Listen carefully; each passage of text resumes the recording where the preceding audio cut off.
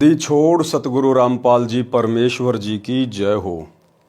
परम पिता परमात्मा सारी सृष्टि के रचनहार कुल मालिक असंख्य ब्रह्मांडों के स्वामी जगत गुरु तीनों लोकों में प्रवेश करके सब का भरण पोषण करने वाले राजाधिराज आत्माधार नाथों के नाथ देवों के देव महादेव सर्वेश्वर महेश्वर मृत्युंजय अजरो अमर आदि अनादि सनातनी प्रभु जगत पिता जगदीश्वर श्री श्री 1008 की उपाधि के वास्तविक अधिकारी अकाल मूरत शब्द स्वरूपी राम वासुदेव सर्वगतम ब्रह्म परम पूज्य प्रथम पूज्य परम संत परम पुरुष परम धनी परम दयालु सत्य कबीर हक्का कबीर अल्लाहु कबीर अल्लाहु अकबर बाखबर अल्लाह ताला जगत के तारणहार जगत के मुक्तिदाता जगत के जगन्नाथ हारे के सहारे हिंदुओं के राम मुसलमानों के अल्लाह सिखों के वाहिगुरु ईसाइयों के मसीह दया के सागर दया निधि करुणा के सागर करुणा निधि स्वयंभू परिभू संकट मोचन कष्ट हरण मंगल करण दुख भंजन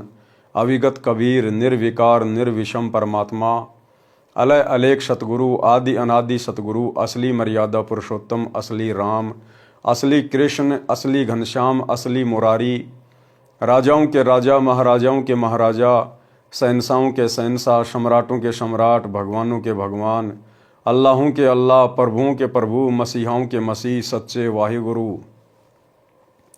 बाबाओं के बाबा पीरों के पीर सेठों के सेठ जगत सेठ सावड़सा सेठ सर्वगुण संपन्न अनंत कोटि कलाओं के स्वामी अनंत कोटि ब्रह्मांडों के नायक योगियों में महायोगी ध्यानियों में महाध्यानी सिद्धों में परम सिद्ध ज्ञानियों में तत्वज्ञानी ब्रह्म ज्ञानी महाज्ञानी परम ज्ञानी सर्वश्रेष्ठ ज्ञानी विज्ञानी युवा कबीर समर्थ कबीर असमवात अमित ओझा सच्चे रहनुमा करीम अल्लाह सुभान अल्लाह दुनिया के अंतिम पैगंबर 8 सितंबर 1951 से गांव धनाना जिला सोनीपत हरियाणा भारतवर्ष की पावन भूमि पे प्रकट रियल कल की भगवान श्री नारायण साकार हरि श्री बाबा साहिब शब्द स्वरूपी राम संत श्रोमणी नूर अनंता सतगुरु रामपाल जी परमेश्वर जी के चरण कमल में साध संगति से जुड़े हुए आप और हम सभी सत्सेवक भाई बहनों का अनंत कोटि दंडवत प्रणाम।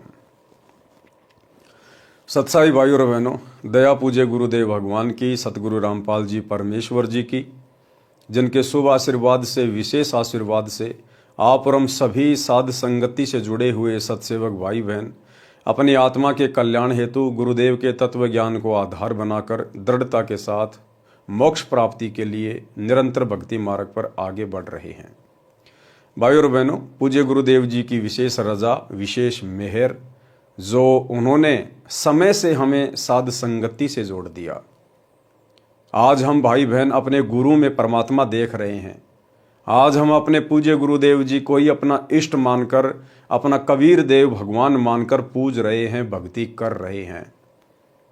और जब तक इस फॉर्मूले को गुरु को ही परमात्मा मानने वाले फॉर्मूले को जब तक कोई भी स्त्री या पुरुष आत्मिक रूप से हृदय से अपने भक्ति जीवन में लागू नहीं करेगा, वो आत्मा उस समय तक मोक्ष की अधिकारी नहीं बन सकती है। तो आप और हमारे ऊपर ये विशेष रजा हुई है, विशेष मेहर हुई है। अन्यथा सतगुरु रामपाल जी परमेश्वर जी की 90% संगत जो सतलोक आश्रमों से जुड़ी हुई है, बेचारी तत्व ज्ञान के अभाव में अपने गुरु को परमात्मा ना मानकर और एक कागज के टुकड़े को दाढ़ी मूंछ वाली कबीर जी की समझे जाने वाली मुर्दा फोटो को अपना कबीर भगवान मानकर अपने अपने घरों पर गले में लॉकेट में उस फोटो को लटकाए फिरती है। और जून के महीने में कबीर प्रकट दिवस मनाकर उस फोटो को अपना परमात्मा मान बैठी है। तो भाई और बहनों, परमात्मा प्राप्ति के बाद भी आत्मा उसे पहचान नहीं पा रही है। इसी को कहते माड़े संस्कार, कमजोर संस्कार का प्राणी। और आप और हमारे ऊपर दया हुई, गुरुदेव भगवान ने हमें सद्बुद्धि बख्शी और अपनी पहचान करवाई है। तो भाई और बहनों, ये आप और हमारा एक विशेष परम सौभाग्य है और इसके लिए हम गुरुदेव भगवान का जितना धन्यवाद करें उतना ही कम है। तो भाई और बहनों, पूज्य गुरुदेव जी के कर कमल से लिखित पवित्र पुस्तक मुक्ति बोध के ऊपर वीडियो बनाने की श्रृंखला जारी है। इस श्रृंखला में आज हमारा ये 27वें नंबर का वीडियो है। प्रत्येक वीडियो में पूज्य गुरुदेव जी के आशीर्वाद से आप और हमें भक्ति मार्ग से संबंधित बहुत कुछ नया जानने और सीखने को मिलता है, जिससे कि हमारा विश्वास भक्ति मार्ग पर दृढ़ होता है। तो आज के वीडियो में काशी में जो भंडारा हुआ था, परमेश्वर ने अपनी 18 लाख आत्माओं को 3 दिन तक भोजन करवाया था, साथ में सूखा सामान भी दिया था, एक सोने की मोहर और एक दोहर प्रत्येक खाने के उपरांत उन आत्माओं को दी जा रही थी। उसी भंडारे में कबीर परमेश्वर जी अपना दूसरा रूप केशव रूप बनाकर सभी को भोजन भंडारा करवा रहे थे। और किस प्रकार से कबीर परमेश्वर सतगुरु रामपाल जी भगवान ने अपने ही दूसरे रूप केशव बंजारे को निमित्त बनाकर, आधार बनाकर केशव रूप में सवाल कर रहे हैं और कबीर रूप में जवाब दे रहे हैं। 24 घंटे ज्ञान गोष्ठी चलती है, आत्माओं को समझाया जाता है। तो केशव जी ने किस प्रकार से सवाल किए, क्या क्या बातचीत हुई, और आप और हम भगत भाई बहनों को बहुत गहरी गहरी शिक्षा मिलेगी, क्योंकि परमात्मा ने अपने कर कमल से लिखित इन पुस्तकों में ऐसी ऐसी बातें लिखकर छोड़ रखी हैं, जो बातें गुरुदेव ने आप और हमारी छोटी बुद्धि को देखते हुए सत्संगों में अभी तक सार्वजनिक नहीं की हैं। तो क्या कुछ केशव जी ने सवाल किए और परमात्मा जी ने क्या जवाब दिए। पवित्र पुस्तक मुक्ति बोध, पेज नंबर 329। कबीर जी तथा केशव जी की ज्ञान चर्चा। पारक के अंक की वाणी नंबर 851 886 का सरलार्थ। केशव ने कबीर परमेश्वर से कहा कि हे कबीर, आप इस मलिन देश में किस लिए आए हो। केशव जी ने क्या कहा कबीर परमात्मा से कि आप इस मलिन देश में, इस गंदे देश में, इस नरक में, इस मृत लोक में, जो सबसे गंदा है, सबसे घटिया है, आप यहां पर किस लिए आए, आप यहां पर क्यों आए। यानी सतलोक की तुलना में केशव जी ने इस पृथ्वी लोक को सबसे घटिया लोक बताया है। आप तो सतलोक के सुख सागर के मालिक हो, वहां तो सर्व सुख है, यहां कष्ट के अतिरिक्त कुछ नहीं है। इस पृथ्वी लोक पर, इसी किस ब्रह्मांड में कष्ट के अलावा, दुख के अलावा, परेशानियों के अलावा कुछ भी नहीं है। भाई और बहनों, जिन्हें हम यहाँ के सुख मानते हैं, दरअसल ये भी दुख हैं। लेकिन हम लोग आदी हो चुके हैं और हमारे पास में कोई ऑप्शन नहीं था इसके अलावा, इसलिए हमने इन्हीं सुखों को फाइनल सुख मान लिया। किसी का बेटा नौकरी लग गया, कोई स्वयं नौकरी लग गया, किसी के पास में ज़मीन अच्छी है, किसी के पास में सोना चांदी है, किसी के पास में संपत्ति है, तो वो सोचता है कि मैं धनी आदमी हूँ, मैं सुखी आदमी हूँ। बस इन्हीं बातों को कि मैं दूसरे लोगों से सुखी हूँ, दूसरे लोगों से ज़्यादा मेरे पास में धन है, मकान है, ज़मीन है, इसलिए मैं सबसे सुखी हूँ।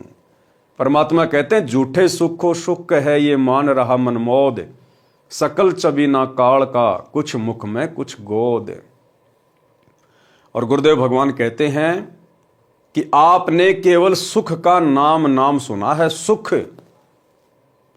की यहां पर छींट भी नहीं है, केवल नाम है सुख। जिस प्रकार मीठा मीठा कहने से मुंह मीठा नहीं होता, लेकिन कोई पागल, कोई अनजान मान ले कि मीठा मीठा कहने से मुझे आनंद आ रहा है, मेरा मुंह मीठा हो रहा है, तो वो केवल बातें बना रहा है। उसको अभी वास्तव में मिठाई के विषय में पता ही नहीं है, केवल शब्द सुना है। तो भाई और बहनों, सतलोक की तुलना में केवल यहां पर सुख एक शब्द है, लेकिन सुख का यहां पर आभास भी किसी को नहीं है। यहां के स्वर्ग, महास्वर्ग और जो नकली 4 लोक इस काल ने बना रखे हैं, परमात्मा कहते हैं यहां पर जाकर जो तुम अपने आप को सुखी मानते हो, जिनको तुम सुख कहते हो, केवल ये नाम है, वास्तव में सुख नहीं है। यहां कष्ट के अतिरिक्त कुछ नहीं है। ये तो जीव लोक है, ब्रह्मा विष्णु तथा शिव तक सब जीव हैं, जन्म मृत्यु के चक्कर में हैं। आपने वह सतलोक यानी अमान सुख चैन वाला यानी परम शांति वाला लोक क्यों छोड़ दिया। इस काल लोक के व्यक्ति झूठ कपट की बातें करते हैं, पाप तथा पुण्य के भोग में जन्म मृत्यु के चक्कर में पड़े हैं, महान कष्ट उठा रहे हैं। हे कबीर जी, आप कैसे रह रहे हो? छोड़ क्यों नहीं देते? जहां से आप आए हो वहां तो जगह जगह बाग हैं, गंगा जल जैसे जल के सरोवर हैं, स्थान स्थान पर फंवारे चल रहे हैं, सदा बसंत जैसा मौसम रहता है। इस लोक को देखकर मेरा चित्त भंग हो रहा है, यानी मेरा मन विचलित हो रहा है। केशव जी क्या कह रहे हैं कि हे परमेश्वर, इस गंदे लोक की व्यवस्था को देखकर, यहाँ के प्राणियों को देखकर, इनके शरीरों को देखकर मेरा चित्त भंग हो रहा है, मेरा मन विचलित हो रहा है। भाइयों और बहनों, केशव जी के द्वारा जिस प्रकार की बातें यहाँ के विषय में कही जा रही है, बताई जा रही है, आगे चलकर इसका एक निष्कर्ष निकलेगा, आगे चलकर हमें एक शिक्षा मिलेगी और हमारा विश्वास पूज्य गुरुदेव भगवान में और अधिक दृढ़ होगा। मैं आश्चर्य कर रहा हूं कि ये कैसे लोग हैं। वहां तो सब निवासी मानवों के सिर पर कलंगी शोभा करती है सतलोक में, वहां सुंदर देवांगनाएं यानी देवों की स्त्रियां हैं। यहां तो कोई भी व्यवस्था अच्छी नहीं है, न अच्छे घोड़े हैं, न सफेद हाथी हैं। धन्य है हे कबीर जी, आप पर मैं कुर्बान जाऊं। आपकी ऐसी सामान्य जिंदगी, आपकी ऐसी सामान्य जिंदगी, ये वही कबीर परमात्मा है भाई और बहनों, जो आज ऐसी सामान्य जिंदगी जी रहे हैं। आज परमात्मा जिस कदर अपने मिशन को गति देने के लिए हिसार की छोटी जेल में जाके चुपचाप बैठ गए हैं पिछले 10 वर्षों से, ये काल भी इस परमेश्वर की इस प्रकार की लीलाओं को समझ नहीं पाता और ये भी धोखे में रहता है कि ये वो संत नहीं हो सकता, ये कोई सतलोक से आया हुआ कोई विशेष परमात्मा का भेजा हुआ कोई दूत नहीं हो सकता, ये परमात्मा तो किसी हाल में हो ही नहीं सकता। अगर उसके साथ में इस प्रकार की बदतमीजी कर दी जाए तो भाई वो तो फोड़ के रख दे सब कुछ।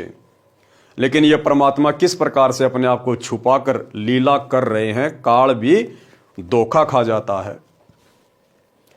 आप पर मैं कुर्बान जाऊं आपकी ऐसी सामान्य जिंदगी देखकर। केशव ने कहा कि इस गंदे लोक को छोड़ दे। क्या कह रहे हैं केशव बार बार? कबीर जी, आप इस गंदे लोक को छोड़ दें। ये केशव की इस प्रकार की बातें इस पृथ्वी लोक के विषय में आप और हमें आगे गहरी शिक्षा देंगी। तो क्या कह रहे हैं केशव जी? केशव ने कहा कि इस गंदे लोक को छोड़ दे, चल अपने देश सतलोक में। ऊपर सतलोक में हीरों व लालों के पहाड़ है और यहां तो पत्थर के पहाड़ है, पत्थर के पहाड़। ये धरती तो मिट्टी की है, इसके ऊपर कदम रखते ही पाप लगता है। पृथ्वी ऊपर पग जो धारे, करोड़ जीव एक दिन में मारे। परमात्मा कहते हैं इस काल ने हमारे को इस कदर यहां पर उलझा रखा है। एक व्यक्ति जब अपने घर से बाहर कदम रखता है प्रतिदिन और जब शाम को वापस आता है तो कहते हैं रोजाना 1 करोड़ जीवों की हत्या करता है। 1 करोड़ जीवों की, मक्खी, मच्छर, कीट, पतंग, सूक्ष्म जीव, पैरों के नीचे 1 करोड़ जीव प्रतिदिन मारते हैं हम। 1 करोड़। यहां पर पांव भी ना रखना। इन सब का मुर्द फरोसी पिंड यानी नासवान शरीर है। ये तो जन्मते और मरते हैं। सतलोक में अमर शरीर है। सतलोक में जीवात्माओं को जो शरीर प्राप्त है वो नूरी शरीर है, एक तत्व से बना हुआ है। वो मुर्द फरोसी शरीर नहीं है, वो मरता नहीं है, नष्ट नहीं होता है, अविनाशी शरीर है। सतलोक में अमर शरीर है। यहाँ के स्त्री पुरुष आपस में गांडी बडूका खेल ही यानी मिलन करते हैं।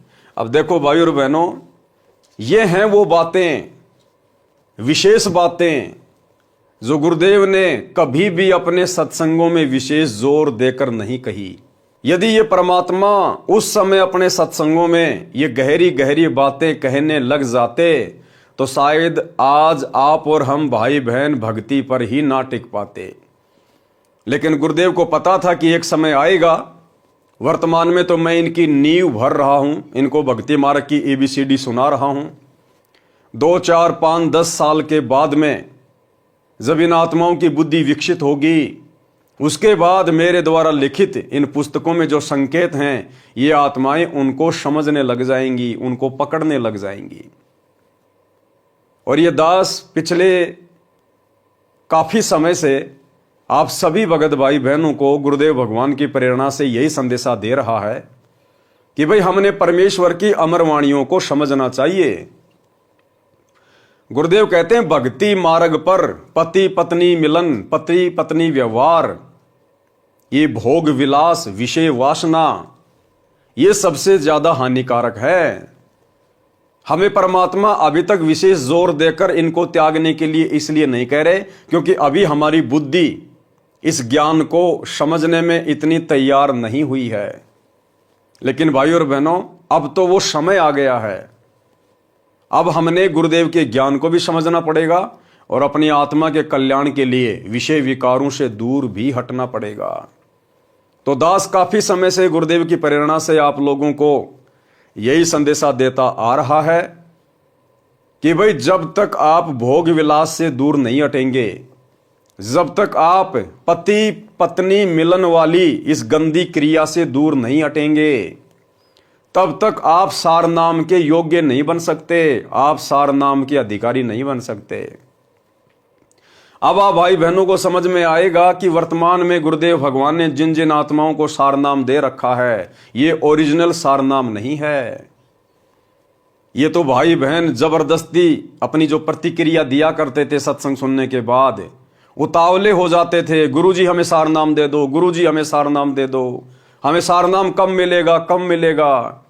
तो परमात्मा ने देखा कि ज्ञान को तो ये समझ नहीं रहे और सार नाम लेने की जल्दबाजी कर रहे हैं, क्योंकि परमात्मा ने सार नाम की महत्वता को बार बार सत्संगों में बताया। तो परमेश्वर ने एक नकली बंदूक पकड़ा दी।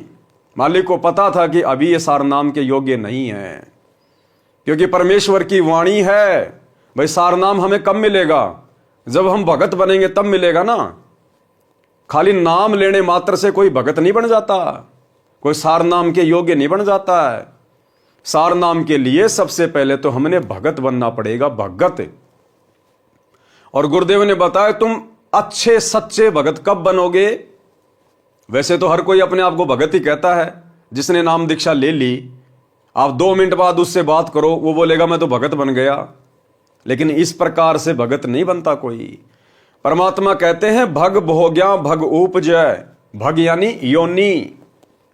परमात्मा कहते हैं भग भोग्या भग उपजय, भग से बचा न कोई, और जो कोई भग से बचे भगत कहावे सोई।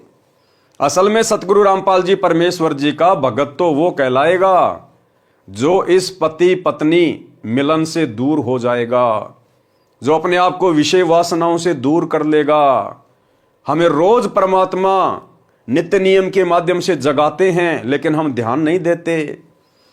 गुरुदेव कहते हैं कामी क्रोधी लालची इनसे भक्ति ना होए, और भक्ति करे कोई सूरमा जाति वर्ण कुल खोए। कामी कौन होता है? कामी जो विषय वासनाओं में डूबा हुआ है, जो अभी भी भोग विलासिता में डूबा हुआ है। कहते हैं कामी क्रोधी लालची इनसे भक्ति नहीं हो सकती।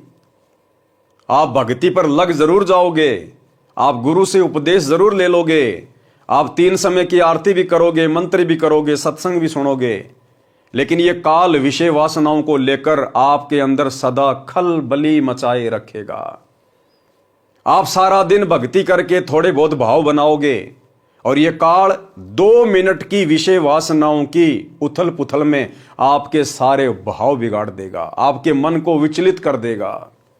इसलिए गुरुदेव भगवान कहते हैं कि यदि एक सच्चा भगत बनना है तो सबसे पहले आपने इन विषय विकारों से अपने गुरुदेव से प्रार्थना करके भक्ति पर ज्यादा जोर देके दूर हटना पड़ेगा। उसके बाद हम सार नाम के योग्य बनेंगे, सार नाम के अधिकारी बनेंगे। ये सार नाम कोई आलू टमाटर नहीं है जो परमात्मा आपको यूं ही बांट देगा, ले बेटा ले बेटा। इस सार नाम को सुरक्षित रखने के लिए परमात्मा ने धर्मदास जी को जिंदा समाधि दे दी। नानक जी से, अन्य महापुरुषों से परमात्मा ने सौगंध निकलवा दी थी, प्रतिज्ञा करवा ली थी कि आपने किसी को बताना भी नहीं है ये सार नाम क्या वस्तु है। और वर्तमान में गुरुदेव भगवान के जेल जाने के बाद आप देख रहे हैं किस प्रकार से गुरुदेव के कलयुगी परिवार ने, उनके बेटा बेटी भाई बंधु रिश्तेदारों ने, इन आश्रमों में कोऑर्डिनेटरों ने आलू टमाटर की तरह सार नाम को 15-15 हजार रुपए के चक्कर में 20-20 हजार रुपए के लिए, क्योंकि वर्तमान में पाठ प्रकाश की कीमत 25 हजार रुपए कर दी गई है, तो 25-25 हजार के लिए, 15-15 हजार के लिए किस प्रकार से सार नाम को आलू टमाटर बना दिया गया है। भले कोई मर्यादा में है या नहीं है, आपको सतनाम मिले हुए 5 साल हो गए, आप सतलोक आश्रमों में रेगुलर आ रहे हैं, आप नामदान सेंटरों पे जा रहे हैं, आप सतलोक आश्रम मैनेजमेंट हरियाणा के हर पीले पर्चे को मान रहे हैं, तो आप जी सार नाम के योग्य बन गए और आपको डेट दे दी जाएगी, फला फला डेट को सार नाम लेने के लिए धनाना आश्रम में आ जाइए। आप चाहे धनाना आश्रम में एंट्री करने से पहले सिगरेट का पूरा डब्बा पी के जाइए, फिर भी आपको सार नाम मिल जाएगा, क्योंकि वहां जो सार नाम देने वाला है वो आप जैसा 2 कोड़ी का जीव है। उसको क्या पता आप मर्यादा तोड़ के आए हैं या मर्यादा में हो। तो भाई और बहनों, ये काल प्रेरणा से धर्म को धंधा बनाकर केवल एक पाखंड चल रहा है। ओरिजिनल सार नाम के योग्य हम उस समय बनेंगे जब हम विषय वासनाओं से पूरी तरह से पाक साफ हो जाएंगे। तो गुरुदेव भगवान ने क्या कहा है यहां पर, वर्तमान में जो भगत भाई बहन इतना तत्व ज्ञान लेकर भी और विशेषकर सतनाम लेने के बाद भी जो भाई बहन पति पत्नी मिलन में हैं, जो भोग विलास में हैं, जिन्होंने शारीरिक संबंध बनाने नहीं छोड़े हैं, परमात्मा कहते हैं वो तो गांडी बडूका खेल रहे हैं। गांडी बडूका यानी केशव जी ने गाड़ी दी है, गाड़ी। जैसे आप और हम भगत भाई बहन पहले कह दिया करते थे एक दूसरे को ज्ञान के अभाव में, ए गांडू इधर आ। तो गांडू का मतलब क्या होता है, जो अभी उसी वस्तु के पीछे पड़ा हुआ है, जो अभी योनि के चक्कर में पड़ा हुआ है, विषय वासनाओं में सना हुआ है, उसको गांडू कहते थे। और परमात्मा ने उसी चीज को क्या कहा, गांडी बडूका। तो केशव जी क्या कह रहे हैं कि यहां के लोग कितने गंदे हैं, ये कैसे भक्ति करेंगे आपकी, कैसे इनके अंदर आपकी भक्ति प्रवेश करेगी परमात्मा। ये तो गांडी बडूका खेल ही, ये तो गांडी बडूका का खेल खेल रहे हैं। अभी भी इन लोगों को समझ में नहीं आई कि तुमने सतलोक भी जाना है। ये ज्ञान तुम्हें धरती पर कौन दे रहा है, तुम्हारा मनुष्य जीवन प्राप्त करने का टारगेट क्या है, मकसद क्या है, लक्ष्य क्या है। इन लोगों को कुछ भी समझ में नहीं आ रहा परमात्मा। ये तो आपसे इतना ज्ञान लेने के बाद भी गांडी बडूका का खेल खेल रहे हैं, गांडी बडूका का, और उम्मीद कर रहे हैं सतलोक जाने की, सार नाम लेने की।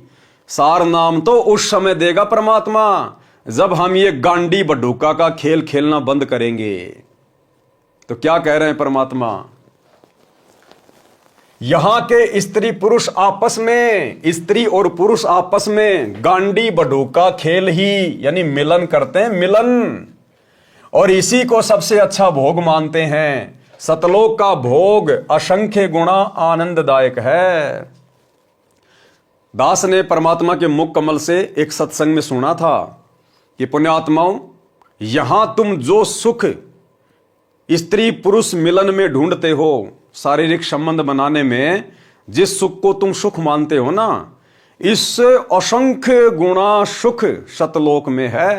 असंख्य गुणा सुख यानी वहां पर हम इस प्रकार से गांडी बडूका का खेल नहीं खेलते। सतलोक में स्त्री पुरुष वहां पर शारीरिक मिलन नहीं करते, लेकिन वहां पर आपस में जो प्यार प्रेम है पति और पत्नी का, दृष्टि मात्र से यहां जो हम आनंद महसूस करते हैं झूठा एक बार के शारीरिक मिलन में, परमात्मा कहते हैं वहां पर ऐसा आनंद, ऐसा सुख यहां के गांडी बडूका वाले खेल से करोड़ों गुना अधिक है, करोड़ों गुना अधिक है। और यहां का झूठा सुख तो तुम 1 मिनट ले लोगे, 2 मिनट ले लोगे, और वहां तो अनवरत अखंड सुख है, अखंड। लेकिन भाई और बहनों, वहां का वो अखंड सुख मिलेगा कैसे, जब तक हम यहां के गांडी बडूका वाले खेल से दूर नहीं हटेंगे, इस गंदी विषय वासना वाली इस क्रिया से दूर नहीं हटेंगे।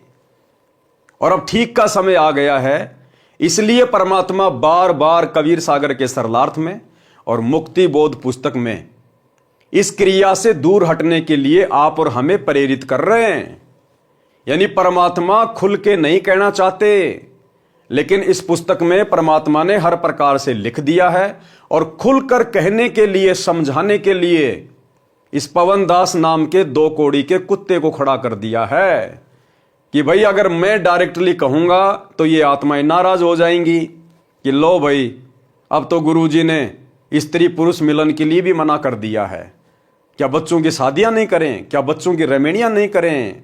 अरे उन बच्चों की रमेणी करो, उन बच्चों की शादी करो जिनको यहीं पर आजीवन जन्म जन्म ये गांडी बड्ढूका का खेल खेलना है। आप सोच भी कैसे सकते हैं अगर आपको ये ज्ञान समझ में आ गया तो? क्या आप अपने बच्चों को गांडी बड्ढूका वाले खेल में डालना चाहते हैं क्या? यहीं पे गधे कुत्ते बनता हुआ देखना चाहते हैं क्या? जब गुरुदेव ने कह दिया कि कोटि जन्म तू राजा की न्या मिटी न मन की आशा और भिक्षुक होकर दर दर घूम लिया मिला न निर्गुण राशा, कि करोड़ों जन्म तू राजा के प्राप्त कर चुका है। अब राजा को तो हम यहां बहुत ज्यादा सुखी मानते हैं ना, हर प्रकार से वैभवशाली मानते हैं कि राजा से बढ़कर सुख तो किसी को हो ही नहीं सकते। तो करोड़ों बार आप और हम सभी आत्माएं, चाहे कोई 84 में है, चाहे कोई स्त्री पुरुष है, करोड़ों बार हम राजा और रानियां बन चुके हैं और वो सुख जिनको हम सुख मानते हैं वो भोग चुके हैं। क्या आज हमें याद है वो सुख? नहीं याद है ना? तो फिर ये गांडी बड्ढूका वाला खेल खेलते खेलते तुम कितने दिन सुख भोग लोगे?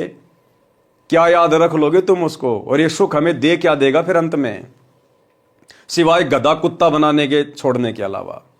दूसरी बात परमात्मा ने हमें और समझाई कि कोटि शीश तूने दे दिए यम राजा की फेंट, कि भाई आप लोगों ने अपने करोड़ों सिर इस काल को दे दिए। ये तुम्हें झटके से मारता है, ये तुम्हें मुर्गा बना देगा, बकरा बना देगा, भैंस बना देगा, खरगोश बना देगा और फिर तुम्हें कसाई से कटवाएगा तुम्हारे सिर। ये इस प्रकार से तुम्हारे शीश लेता है झटके से, दर्दनाक तरीके से, तड़पा तड़पा कर, और तुमने करोड़ों सिर दे दिए इसको, करोड़ों सिर।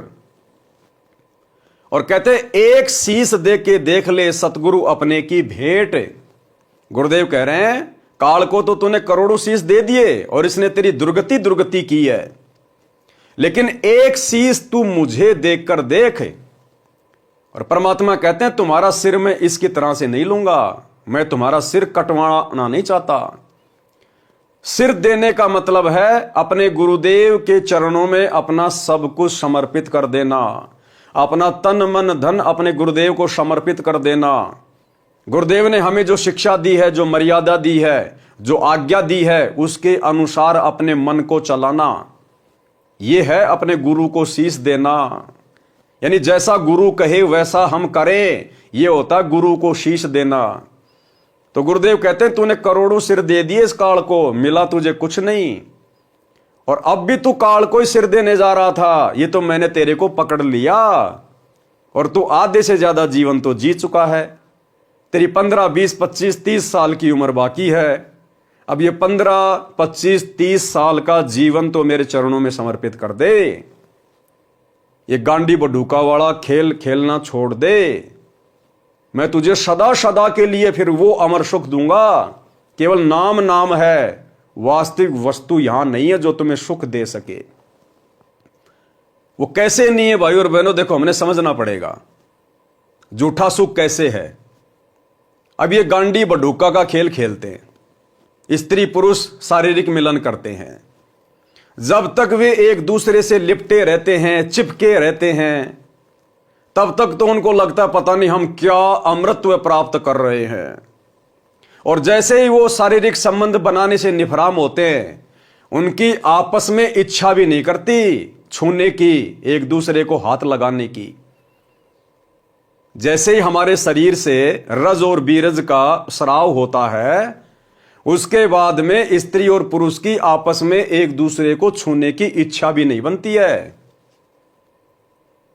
अब पहले तो हमें वो सुख दे रहा था, और जैसे ही हम शारीरिक क्रिया से संपन्न हुए, उसके बाद में एकदम से हम एक दूसरे को देखना भी नहीं पसंद करते, छूना भी हम नहीं पसंद करते। बस इतना ही सुख था वो।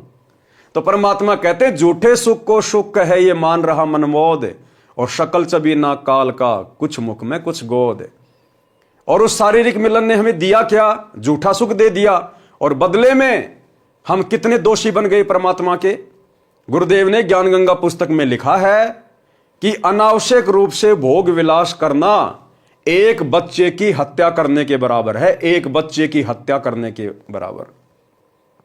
कितने असंख्य जीवाणु मरते हैं जब हम एक बार शारीरिक संबंध बनाते हैं, और उसके बाद हमारा बल, हमारा तेज, हमारा नूर कितना घट जाता है, कितना कम हो जाता है।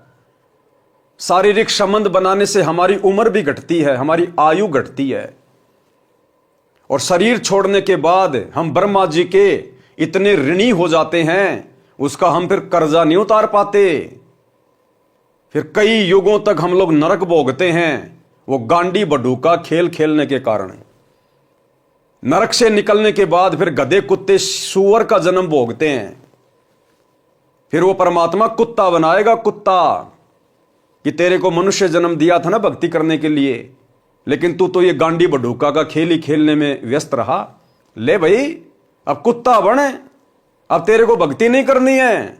अब कुत्ते के जीवन में तेरे को भक्ति नहीं करनी, तेरे को सत्संग नहीं सुनने, तेरे को मंत्र जाप नहीं करने, तेरे को कुछ नहीं करना, बस गांडी बडूका का खेल खेल और कुछ नहीं करना अब तेरे को। तो वो 2 मिनट का सुख और दुख पहाड़ के जैसा। गुरुदेव कहते हैं रिंचक सा सुख और दुख सुमेर समाना, कि वो 2 मिनट का सेज का सुख और तूने पहाड़ जैसी आफत मोल ले ली, पहाड़ जैसी आफत। तो भाई और बहनों, कहने का मतलब है परमात्मा हमें यह समझाना चाहते हैं कि पुण्यात्माओं, तुम्हारे को ये गंदी क्रियाएं करते करते असंख्य युग बीत गए, असंख्य करोड़ पद्म युग। जब से हम सतलोक से अपने पिता से बिछुड़ कर आए हैं, और हम जिस भी लोक में गए हैं, काल ने हमें इन्हीं क्रियाओं से बांध के रखा है। क्योंकि काल को पता है कि जिस कुक्रम के चलते मुझे सतलोक से निकाला गया, अरे दुर्गा के साथ में जबरन बलात्कार करने का तो प्रयास किया था सतलोक में, तो काल को पता है कि परमात्मा इस गांडी बडूका वाली क्रिया से बहुत नाराज होते हैं। तो काल तो हमें सबसे ज्यादा वही कर्म करवाएगा ना जबरदस्ती, जिससे कि हम परमात्मा के दोषी बने और काल के ऋणी बने, कर्जदार बने। तो आज गुरुदेव भगवान हमें हर प्रकार से समझा रहे हैं कि भैया, अगर तुम मेरी शिक्षाओं में चलोगे, मेरी आज्ञा में चलोगे, विषय वासनाओं से दूर हट के भक्ति करोगे, तो ये भक्ति भी तुम्हारे अंदर धीरे धीरे प्रवेश होगी। अन्यथा तुमने तो उस मटके में छेद कर लिया। जैसे किसी मटके में नीचे छेद हो रखा है और ऊपर से हम पानी डाल रहे हैं कि मैं अपने परिवार के लिए और मेरे लिए इस मटके में पानी भर रहा हूं, गर्मी में पानी पीऊंगा, ठंडा पानी रहेगा, और नीचे उसमें छेद भी कर रखा है। वो पानी ज्यादा देर नहीं रुकेगा, 10-15 मिनट में खाली हो जाएगा, चाहे कितना ही भरते रहो। तो इसी प्रकार हम भक्ति भी कर रहे हैं कि मैं सतलोक जाऊंगा, वहां के सारे सुख प्राप्त करूंगा, और यहां भी मैं सुखी रहूंगा। और फिर आप जी ये गांडी बडूका वाली ये क्रिया भी कर रहे हैं। एक तरफ तो आप ओम नाम का जाप करके ब्रह्मा और शांवत्री जी का ऋण उतार रहे हैं, और दूसरी तरफ आप ये गांडी बडूका वाला खेल खेलते हुए उसी ब्रह्मा शांवत्री का ऋण भी चढ़ा रहे हैं। तो भैया, जो आदमी साथ में कर्जा ले रहा है और नौकरी कर करके कर्जा उतार भी रहा है, उस आदमी का कभी जिंदगी में कर्जा नहीं उतरेगा। अगर कर्जा उतारना है तो सबसे पहले आपने उधार लेना बंद करना पड़ेगा, और धीरे धीरे कमाई करके अगले को देना पड़ेगा, तब जाके आप कर्ज मुक्त होगे। तो भाई और बहनों, परमात्मा हमें हर प्रकार से भक्ति मार्ग पर सफलता प्राप्त करवाने के लिए समझाना चाहते हैं कि यदि आप मेरी आज्ञा में चलोगे, मेरी मर्जी में चलोगे, और विषय वासनाओं से हटकर जब आप इस भक्ति पर लगोगे दृढ़ होकर, तब आपकी सुरती सतलोक की तरफ लगेगी। अन्यथा खाली सत्संग तुम सुनते रहो, शब्द सुनते रहो हैं, और सुरती तुम्हारी कभी 7 जन्म में भी लगनी नहीं है परमात्मा में। तो केशव जी यहां पर यही बात कह रहे हैं कि परमात्मा सतलोक में तो अमर शरीर है, अविनाशी शरीर है, और यहां के स्त्री पुरुष ये तो गांडी बडू का खेल ही, आपस में मिलन करते हैं, मिलन। ये बात क्यों लिखी गई? क्योंकि ये परमात्मा को अच्छी नहीं लगती, परमात्मा को स्वीकार्य नहीं है। अरे केशव रूप में कौन था? खुद कबीर परमात्मा ही है ना, सतगुरु रामपाल जी भगवान, खुद केशव कबीर भगवान ही है ना। तो भगवान ही तो कह रहे हैं, केशव कह रहे हैं, समझिए कबीर परमात्मा कह रहे हैं। तो परमात्मा तो इस क्रिया से बहुत नाराज हैं, इस क्रिया को तो परमात्मा गलत बता रहे हैं। तो हमारे भगवान जिस क्रिया के करने से खुश नहीं है, उस क्रिया को खुशी खुशी करके आप और हम कैसे अपने भगवान को खुश कर सकते हैं? 7 जन्म में नहीं कर सकते। तो भाई और बहनों, समझदार को तो संकेत ये काफी है कि आपने यदि इसी जन्म में सतलोक प्राप्त करना है, पूर्ण मोक्ष प्राप्त करना है और सतलोक के योग्य बनना है, सारनाम के योग्य बनना है, तो आपने किन किन क्रियाओं से अपने आप को दूर करना पड़ेगा। यहां के स्त्री पुरुष आपस में गांडी बडूक का खेल ही, यानी मिलन करते हैं, सेक्स करते हैं, और इसी को सबसे अच्छा भोग मानते हैं। सतलोक का भोग असंख्य गुणा आनंददायक है।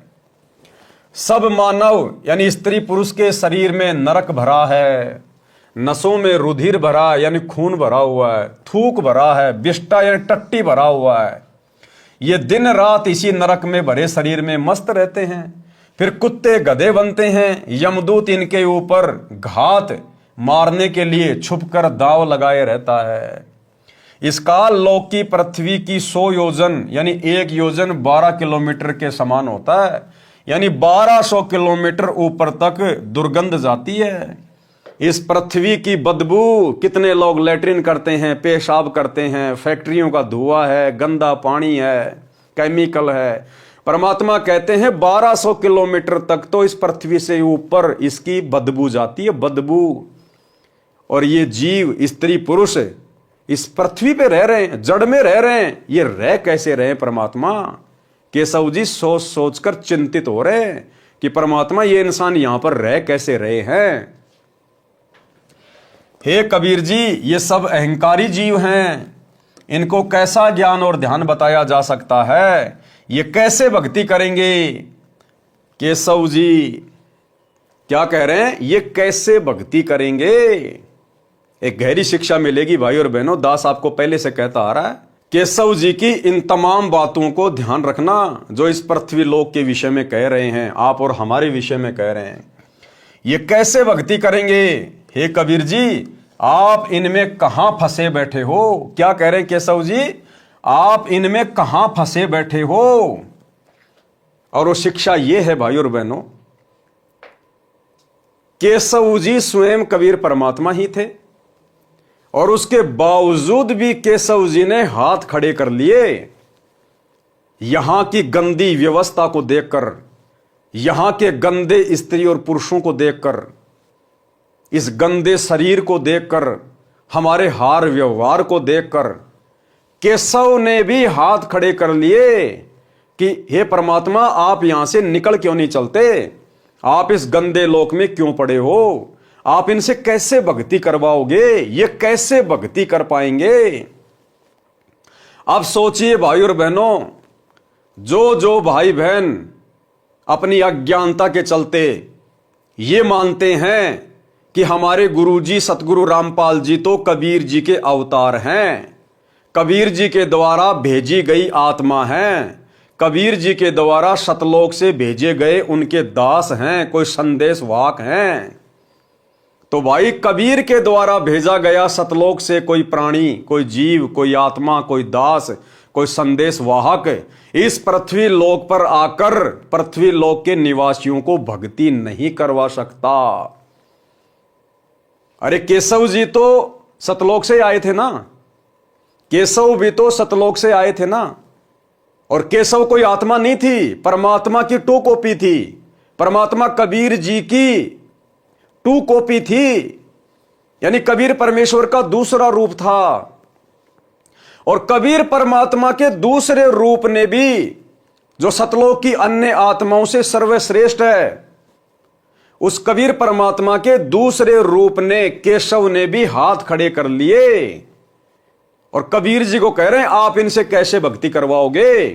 तो भला सतलोक से परमात्मा के द्वारा भेजी गई कोई आत्मा इस पृथ्वी पर आप और हमें कैसे भक्ति युक्त कर सकती है? कैसे वो इतना संघर्ष कर सकता है? कैसे वो भक्ति करवा सकता है? इसलिए भाई और बहनों, कबीर परमात्मा खुद ही अवतार धारण करके आते हैं। ये स्वयं ही पृथ्वी पर अवतरित होते हैं सतलोक से, एक मनुष्य के बच्चे के रूप में लीला करते हुए बड़े होते हैं, अपने आप को छुपाते हैं। सतलोक से भेजी गई कोई आत्मा इसी किस ब्रह्मांड से, काल के जाल से जीव आत्माओं को मुक्त करवाकर नहीं लेकर जा सकती। कोई भी आत्मा इतना संघर्ष कर ही नहीं सकती। निस्वार्थ भाव से परमार्थ के लिए यदि कोई संघर्ष कर सकता है तो केवल वो कबीर भगवान है, दूसरा कोई नहीं कर सकता। तो जिस प्रकार से केशव जी ने हाथ खड़े कर दिए और कबीर परमात्मा को भी कह रहे हैं कि आप भी निकलो यहां से, ये तो बहुत गंदा लोक है, आप यहां पर रह कैसे रहे हो। तो सोचिए, यदि कबीर भगवान ने संत रामपाल जी को अपनी आत्मा के रूप में धरती पे भेजा है तो भाई फिर किसी का मोक्ष संभव नहीं है। आत्मा से आत्मा का मोक्ष संभव नहीं हो सकता। वो तो खुद बाप आएगा और वो ही अपनी आत्माओं को छुड़ा कर लेकर जाएगा। लेकिन ये बातें भाई और बहनों, सतगुरु रामपाल जी के भगत होने के बावजूद, इनसे इतना तत्व ज्ञान लेने के बावजूद सतलोक आश्रमों से जुड़े हुए 90% भगत भाई बहनों को समझ में नहीं आ रही है। काल ने पूरी तरह से बुद्धि ऑफ कर रखी है कि मैं इनमें से एक को भी गुरु को परमात्मा नहीं मानने दूंगा। और जब तक आपके अंदर यह दृढ़ विश्वास नहीं होगा कि मेरा गुरु स्वयं परमात्मा है, कबीर है, ये कोई मिडिल मैन नहीं है, ये किसी का भेजा हुआ कोई अवतार नहीं है, ये कोई आत्मा नहीं है, ये स्वयं बाप है, बाप। और इनको अपना बाप मानकर जब हम सारी आध्यात्मिक क्रिया करेंगे तब कहीं जाकर इनके आशीर्वाद से हम इस काल जाल से मुक्त हो पाएंगे। आप लोगों के दृढ़ विश्वास के लिए एक बहन का छोटा सा 5-6 मिनट का वीडियो सुनाता हूं। आप जी को पता है कि वर्तमान में महाकुंभ का मेला लगा हुआ है और मीडिया वाले, अन्य यूट्यूब चैनल वाले बहुत सारे लोगों के, बाबाओं के इंटरव्यू ले लेकर 2 पैसे कमाने के लिए अपने चैनल पर डालते रहते हैं। ऐसे ही एक यूट्यूबर ने और महाकुंभ में गई हुई एक लेडीज का वीडियो बनाया, जो लेडीज अपने आप को नूर अनंता कहती है, नूर अनंता। हालांकि उस बहन को पता नहीं बेचारी को कि नूर अनंता वास्तव में कौन है। असल में नूर अनंता कबीर परमेश्वर सतगुरु रामपाल जी भगवान है। ये इस परमेश्वर का उपमात्मक नाम है। नूर अनंत, नूर अनंता का मतलब है जिसके शरीर की शोभा, जिसके शरीर का नूर अनंत है, अनंत। और गुरुदेव ने क्या बताया कि सतलोक में परमात्मा के एक बाल में 1 करोड़ चंद्रमा, 1 करोड़ सूरज, इनसे भी कहीं ज्यादा रोशनी है। तो असल में जो नूर अनंत शब्द है, ये कबीर परमेश्वर सतगुरु रामपाल जी भगवान का उपमात्मक नाम है। तो उस नूर अनंता स्त्री ने क्या कुछ कहा वर्तमान समय के संदर्भ में। हालांकि वो सतगुरु रामपाल जी की शिष्या नहीं है, उसको ये तत्व ज्ञान प्राप्त नहीं है, लेकिन परमात्मा उसके अंदर प्रेरणा कर रहे हैं क्योंकि वो परमेश्वर की 64 लाख वाली आत्माओं में से है। क्योंकि ऐसी विशेष आत्माएं ही वैराग्य धारण करती हैं, जिनको संसार से मोह व्याप्त नहीं होता। वो नूर अनंता बहन अपने घर परिवार से सक्षम है, समृद्ध है। उसके बच्चे कनाडा में रहते हैं और उसका जो ससुराल है वो संपन्न है, लेकिन उसका मन नहीं लगा। उसने परिवार को एक प्रकार से त्याग दिया। त्यागने का मतलब है उसका मन उस परिवार में नहीं लगा। वो रहती अपने परिवार में है, लेकिन बीच बीच में उसके अंदर वो भक्ति भाव उमड़ जाता है, जिस कारण से अपनी आध्यात्मिक वो क्रियाएं करने लग जाती हैं। लेकिन अभी तक इस आत्मा को सही रास्ता नहीं मिल पाया है। लेकिन इसके अंदर जो स्मृतियां हैं वो परमात्मा की तरफ से हैं। जो बातें ये कह रही है, जो बातें ये बोल रही हैं, ये इसकी पिछली भक्ति के कारण परमात्मा इसमें प्रेरणा करता है। और परमात्मा इसमें प्रेरणा केवल इसलिए कर रहा है क्योंकि देखो, दुनिया वाले तो इसका इंटरव्यू देख के कुछ समझ नहीं पाएंगे, क्योंकि ये बहन दुनिया वालों को जिस सांकेतिक भाषा में समझा रही है ना, दुनिया उस सांकेतिक भाषा को समझने के योग्य नहीं है, समझने के लायक नहीं है, सक्षम नहीं है। सक्षम तो सतगुरु रामपाल जी भगवान की शरण में आने के बाद, इनके सत्संगों को सुनने के बाद में बना जाएगा। तो ये दुनिया वालों को जो सांकेतिक संदेश दे रही है, तो दुनिया वालों को समझ में नहीं आ रही वो बातें। ये आत्मज्ञान की बात कर रही है। कहीं मत जाओ, अपने घर में रहो, अच्छे शुभ कर्म करो। और कह रही है वो सबका बाप अब की बार खुद आया हुआ है। अब इसको क्या पता, और आ गया तो कहां है, इस बहन को क्या पता, लेकिन इससे परमात्मा बुलवा रहा है। ये कह रही है कि अब की बार कोई मिडिल मैन नहीं है। मिडिल मैन मानी कोई एजेंट नहीं आया उस परमात्मा का। अब की बार उस परमात्मा का कोई मिडिल मैन नहीं है, कोई एजेंट नहीं है। सतलोक से कोई दलाल नहीं आया, कोई एजेंट नहीं आया परमात्मा का, कोई संदेशवाहक नहीं आया। कहते अब की बार तो वो बाप खुद ही आया है। और ये बाप भाई सबके सामने रहा। ये है वो बाप जिसे आने वाले समय में पूरी दुनिया जानेगी, पहचानेगी, नतमस्तक होगी। ये है वो कल की भगवान जिसके बारे में सांकेतिक भाषा में वो नूर अनंता बहन बार बार अपने वीडियो में जिक्र करती है। इसलिए दास कहता है, आप और हम भगत भाई बहनों का, विशेषकर साध संगति से जुड़े हुए भाई बहनों का परम सौभाग्य कि आज परमेश्वर ने आप और हमारा इतना ज्ञान योग खोल दिया, आप और हमारी इतनी ज्ञान वाली आंखें खोल दी हैं कि हम किसी के भी संकेत को तुरंत समझ जाते हैं, तुरंत। और मात्र संकेत समझने से बात नहीं बनती। इस प्रकार के वीडियो देखकर संकेत तो शतलोक आश्रमों से जुड़े हुए भाई बहन भी समझ रहे हैं, लेकिन जब तक आप अपने गुरु को परमात्मा नहीं मानोगे, बापों का बाप नहीं मानोगे, तब तक आप इन वीडियो को सुनकर देख भी कुछ प्राप्त नहीं कर सकते। तो आप और हम गुरुदेव के आशीर्वाद से संकेतों को भी समझ रहे हैं, और हम असल में गुरु को परमात्मा मानकर आध्यात्मिक क्रियाएं भी कर रहे हैं। और जब तक हम इस प्रकार से भक्ति मार्ग पर नहीं चलेंगे, हम कुछ भी हासिल नहीं कर सकते हैं। तो क्या कुछ कह रही है ये नूर अनंता बहन परमात्मा के आशीर्वाद से। दास बीच बीच में विश्लेषण करता रहेगा, ध्यान से सुनिए। नमस्कार, आप देख रहे हैं पीजी न्यूज। मैं प्रवीण आप सभी का बहुत बहुत स्वागत करता हूं।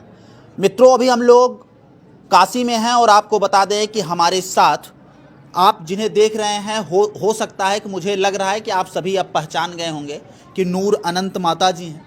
और आपको बता दें कि माता जी महाकुंभ को लेकर कई ऐसी भविष्यवाणियाँ की थी जो कि वीडियो जो है वो इंटरनेट पे पड़ी और इंटरनेट पर लोगों ने खूब प्यार दिया, आशीर्वाद दिया।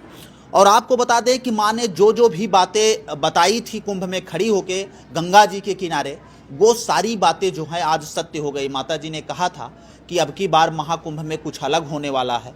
कुछ अलग का संकेत जो था वो वही था कि कुछ इस प्रकार की बातें होंगी जिनकी चर्चा पूरी दुनिया में होगी, और सही बात वही हुआ। माता जी का और साफ तौर से एक कहना था कि इसमें वही लोग बचेंगे जो पुण्य का काम कर रहा है और जो अच्छा कर्म कर रहा है, वही लोग बचेंगे, नहीं तो कुछ न कुछ तो जरूर होगा। और ऐसे में अगर बात करें तो महाकुंभ में 2 बार आगजनी की घटनाएं हुई, और अगर बात करें तो भगदड़ हुई, और भगदड़ में हम बात करें कई लोग जो है अपने को खो दिया। अब वो इस दुनिया में नहीं है। सरकार के जो आंकड़े हैं वो 30 का आंकड़ा है, लेकिन अगर हम दैनिक भास्कर की रिपोर्ट की बात करें तो दैनिक भास्कर जो है वो 1500 का रिपोर्ट बता रही है। अब आखिरकार क्या कुछ सच्चाई है इस पे तो हम नहीं बात कर सकते हैं, लेकिन फिलहाल हम अगर बात करें तो आगे को लेकर क्या कुछ चल रहा है माता जी के मन में, ये तमाम सवाल हमारे मन में हैं और वो हम माता जी से बातचीत कर सकते हैं। माता जी, एक बार फिर से आपका पीजी न्यूज़ चैनल में बहुत बहुत स्वागत है। हर हर महादेव, घर घर महादेव। अभी माता जी आप काशी में हैं और जो कुछ हुआ महाकुंभ में सब आपने टीवी के माध्यम से, और हमें लगता है कि आपने सब कुछ देखा। अभी क्या महसूस कर रहे हैं? आप काशी में हैं और इस समय क्या कुछ महसूस कर रही हैं? देखिए, ये तो अभी आप लोगों को पता चल गया होगा कि जो भी बता रहे थे वो सब चीज़ें वैसे ही सामने आ रही है। क्या होता है कि है तो बहुत कुछ, लेकिन बहुत चीज़ें ऐसी गुप्त होती है जो हम लोग खुलकर नहीं रख सकते हैं। बहुत सारी ऐसी क्रियाएं होती है जो उस तरह से मतलब प्रेजेंट नहीं की जा सकती जी। अब देखिए, ये जो कुंभ है, देख रहे होंगे कि मतलब ये वैसे भी इतिहास में इतनी गैदरिंग जो है अब सबको पता चल गया कि पहली और ये है आखिरी। हाँ। सिर्फ गैदरिंग पहली नहीं है हाँ। कि आगे जाके ये है भी आखिरी, ये आखिरी अच्छा, बात। इसके बाद अगर हम बात करें माता जी, तो इतना ये नूर अनंता बहन कह रही है कि जिस प्रकार से आपने कुंभ में जो भीड़ देखी है, जो गैदरिंग देखी है, ये आखिरी गैदरिंग है, ये आखिरी भीड़ है। इसके बाद दुनिया में कभी भी इस प्रकार की भीड़ आपको देखने को नहीं मिलेगी। बिल्कुल सत्य बात है भाई और बहनों। देखो, आने वाले समय में आप और हम भगत भाई बहनों को तो पता ही है कि पूरी दुनिया में यदि भक्ति चलेगी तो सतगुरु रामपाल जी की चलेगी। इस पूरी पृथ्वी पर केवल एक ही ज्ञान रह जाएगा, सतगुरु रामपाल जी का तत्व ज्ञान। सतगुरु रामपाल जी परमेश्वर जी के सानिध्य में, उनकी देख रेख में पूरे विश्व की जो सरकारें हैं वो संचालित होंगी। यानी जो रिमोट कंट्रोल होगा पूरी दुनिया का, वो गुरुदेव भगवान के हाथ में होगा। और आने वाले समय में जब पूरा विश्व इनकी भक्ति करेगा, सब इनकी शरण में होंगे। कटनी और छटनी के बाद 2028 युग परिवर्तन के बाद जितनी अच्छी आत्माएं पृथ्वी पर बचेंगी, वे सभी आत्माएं केवल भक्ति करेंगी, जो कई करोड़ों की संख्या में होंगी। लेकिन उस समय भी गैदरिंग नहीं होगी कभी भी। अब बहुत सारे भगत भाई बहन जो सतलोक आश्रमों से जुड़े हुए हैं, उनके मन में तो यही खरपतवार चलती रहती है। वो तो यही सोच रहे हैं कि आने वाले समय में धनाना आश्रम को और बड़ा कर दिया जाएगा और पूरी दुनिया के लोग धनाना आश्रम में सत्संग सुनने आएंगे, करोड़ों लोग एक जगह बैठ के सत्संग सुनेंगे। नहीं, ये जो भविष्यवाणी ये बहन कर रही है ना, ये परमात्मा की विशेष प्रेरणा से कर रही है। ये लास्ट भीड़ थी कुंभ के मेले में। आने वाले समय में कोई कुंभ वाम्भ नहीं होना। अब ओलिया जितना होना था उतना। अब तो लोगों का घरों से बाहर निकलना मुश्किल हो जाएगा और आगे भी कभी भीड़ नहीं होगी। सतगुरु रामपाल जी परमेश्वर जी की भक्ति जब पूरे विश्व में शुरू हो जाएगी तो उस समय भी कभी आपको इतने लोगों की भीड़ देखने को नहीं मिलेगी। परमात्मा भीड़ इकट्ठा नहीं करेगा। ये कलयुग की बिचली पीढ़ी का समय है। परमात्मा ने घर घर में टीवी लगवा दिए, घर घर में। हर एक के हाथ में परमात्मा ने मोबाइल दे दिए, हर एक के हाथ में। परमात्मा भीड़ इकट्ठा करके सत्संग नहीं करेगा। अपने अपने घरों पे बैठो, ज्ञान दे दिया गया है। मर्यादा में रह के भक्ति करोगे तो परमात्मा साथ रहेगा। चाहे अमेरिका रहो, चाहे इंग्लैंड रहो, चाहे भारत में रहो। बकवाद करोगे तो झटका लगेगा। चाहे कहीं भी छुप के बकवाद कर लेना, इस परमात्मा की नजरों से नहीं बच पाओगे। तो आने वाले समय में सत्संग सुनने के लिए परमात्मा भक्तों की भीड़ जमा नहीं करेगा। परमात्मा ने घर घर टीवी दे दिए, घर घर मोबाइल दे दिए। आपस में भाई बहन ज्ञान चर्चा करो, क्योंकि गांव के गांव भगत होंगे, नगर के नगर भगत होंगे। और जब हर जगह भगत होंगे तो भगतों को आपस में इकट्ठा होने की जरूरत कहां है।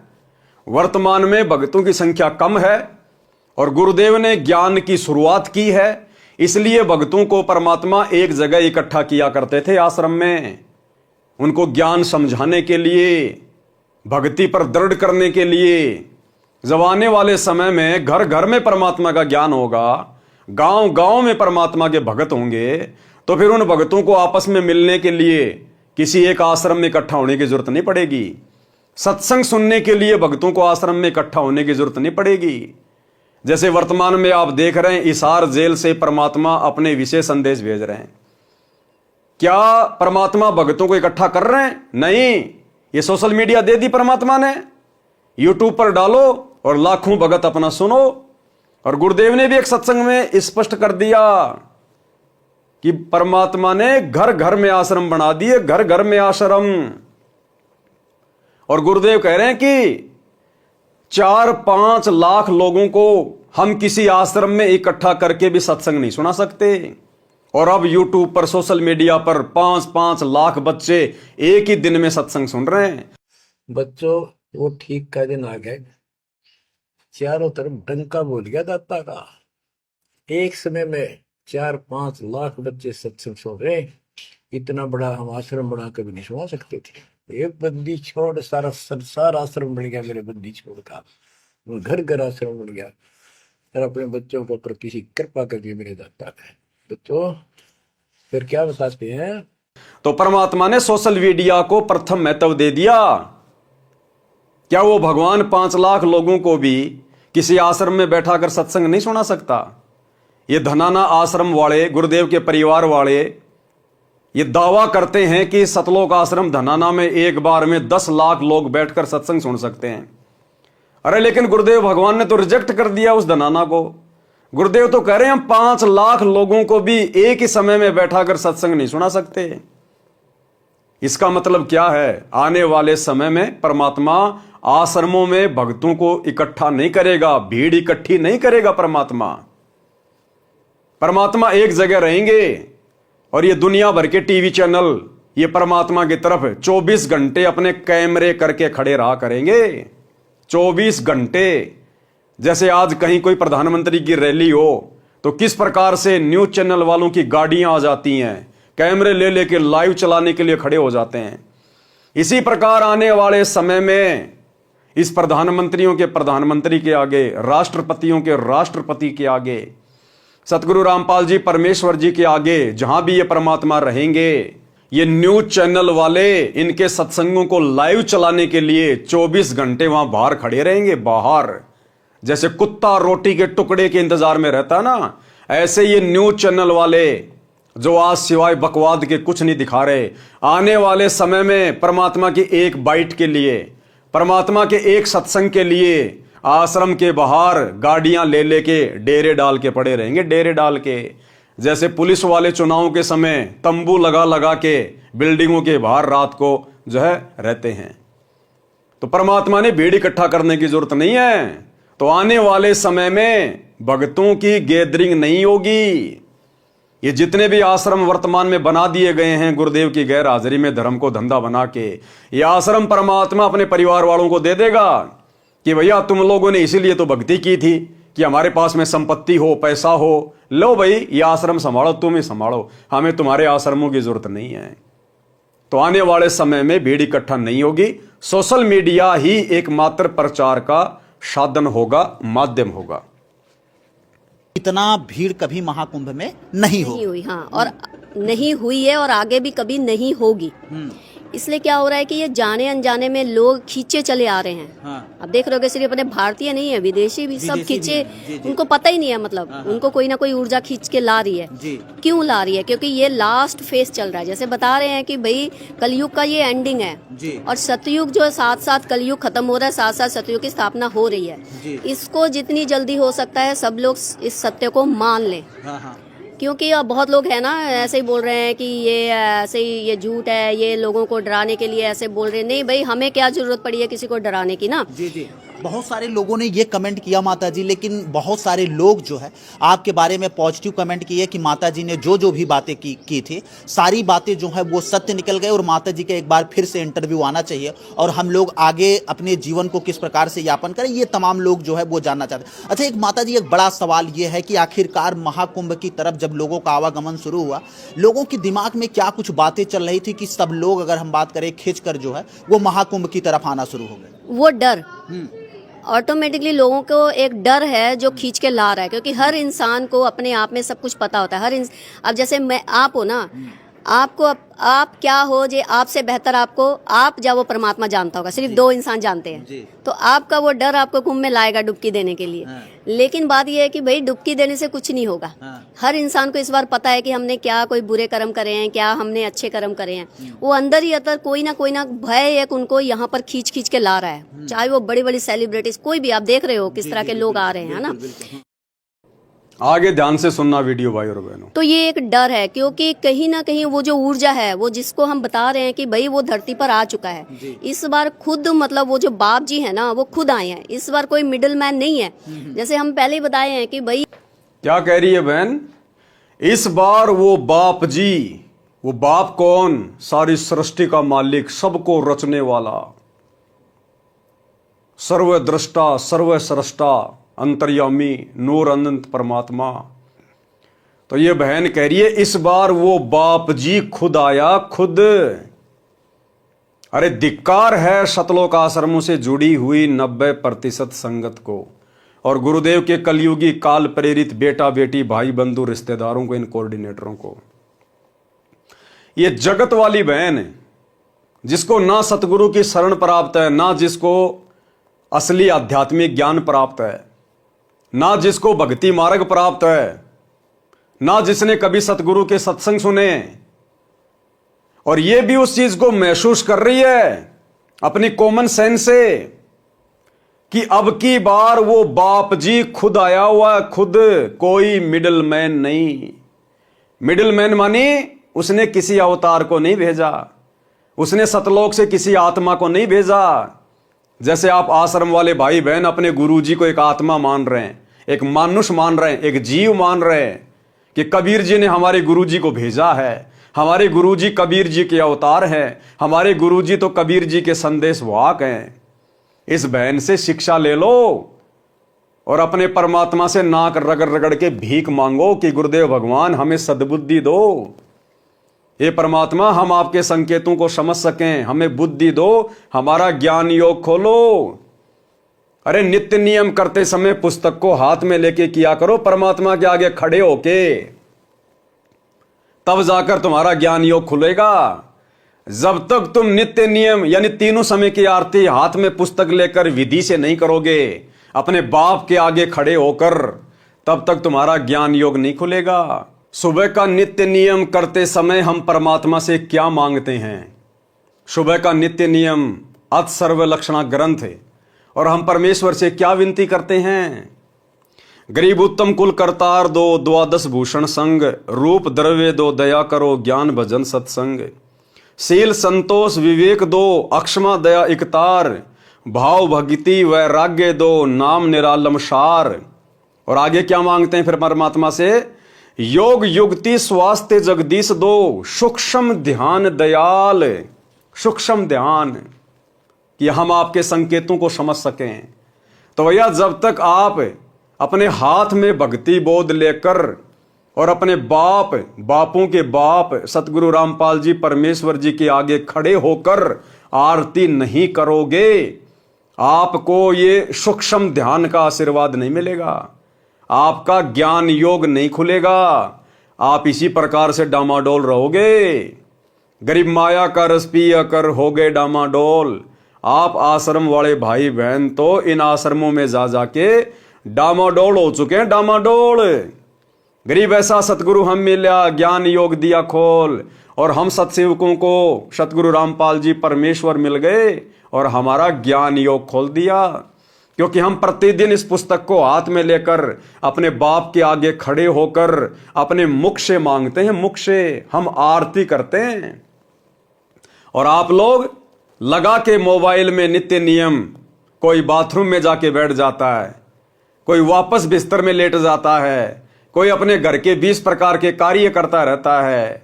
किसी को तो समय नहीं है, काम धंधे पर आते जाते समय ही नित्य नियम और संध्या आरती करते हैं जेब में मोबाइल डाल के। तो तुम्हें कैसे ज्ञान और ध्यान मिलेगा? कैसे परमात्मा तुम्हारा ज्ञान योग खोलेगा? क्योंकि तुम परमात्मा से मांग ही नहीं रहे। अरे गुरुजी खुद ही खुद से मांग रहे हैं। आरती कौन करता है मोबाइल में? गुरुजी कर रहे हैं ना। आरती किसको करनी चाहिए? भगत को। अगर मोबाइल में आरती करना ही सर्वश्रेष्ठ विधि है तो फिर परमात्मा ने भक्ति बोध क्यों दी छपवा कर? सभी को मोबाइल दे देते, सभी को एक एक मेमोरी कार्ड दे देते। फिर ये पुस्तक क्यों दी और क्यों लिखा इस पुस्तक के ऊपर मूल्य नित्य नियम पाठ? यानी आपने रोजाना इस पुस्तक को पढ़ना है, इसका पाठ करना है। तो भैया जब तक अपने बाप के सामने खड़े होकर आरती नहीं करोगे तब तक तुम्हारा ज्ञान और ध्यान कुछ भी नहीं खुलेगा, कुछ नहीं मिलेगा, कुछ नहीं समझ पाओगे। आरती तो अभी तक गुरुजी कर रहे हैं तुम्हारे घरों में, मोबाइल में लगा के छोड़ दिया। आरती तो गुरुजी कर रहे हैं, तुम कहां कर रहे हो? तो इस बहन से शिक्षा लो और भीख मांगो गुरुदेव भगवान से।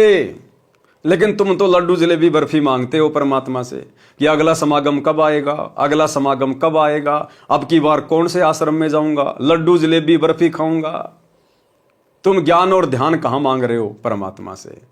तो क्या कह रही है बहन कि अब की बार कोई मिडिल मैन नहीं है, वो बापों का बाप, वो बाप जी खुद धरती पे आया हुआ है, और वो बाप जी है सतगुरु रामपाल जी। सतगुरु रामपाल जी सबका बाप जी। तो इस बहन से शिक्षा ले लो, बहन क्या कह रही है। तो ये एक डर है, क्योंकि कहीं ना कहीं वो जो ऊर्जा है, वो जिसको हम बता रहे हैं कि भाई वो धरती पर आ चुका है इस बार खुद, मतलब वो जो बाप जी है ना, वो खुद आए हैं इस बार, कोई मिडिल मैन नहीं है।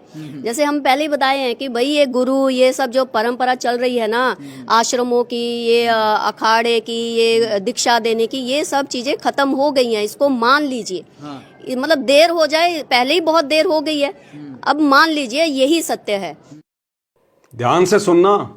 तो भाई ये भी इल्यूजन है कि इसी घाट पे नहाओगे तो ये होगा, उस जल में नहाओगे तो ये होगा, इसमें नहाओगे तो। हमने तो पहले ही कह दिया था भाई अपने अपने घरों में बैठो, अपने अपने घर में अपने अपने बाथरूम में नहा लो, आप लोगों को वहां भी मोक्ष की प्राप्ति हो जाएगी। क्योंकि इस वक्त देखिए हम बार बार ये बात कह रहे हैं कि देखिए घर से मत निकलिए। ऑरा जो है ना, वो पूरी यूनिवर्स में, पूरे ब्रह्मांड में फैल चुका है। वो ऑरा जो है, वो ब्लेसिंग जिसके पास जाएगी ना, वो इंसान जहां भी है, अपने घर में एक बंद कमरे में भी बैठा होगा ना, वो आशीर्वाद उसका वहां तक चला जाएगा। उसके लिए क्या कह रही है बहन कि कहीं भी धक्के खाने की जरूरत नहीं है, कहीं भी भटकने की जरूरत नहीं है। वो ओरा यानी वो शक्ति, वो प्रभाव उस बाप जी का, उस परम शक्ति का, सतगुरु रामपाल जी भगवान का इस ब्रह्मांड में चारों तरफ फैल चुका है।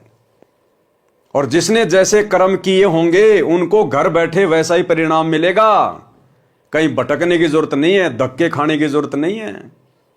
आप और हम संगत वालों के लिए ये विशेष भविष्यवाणी है। 2014 बरवाला कांड, परमात्मा हिसार जेल में जाके बैठ गए।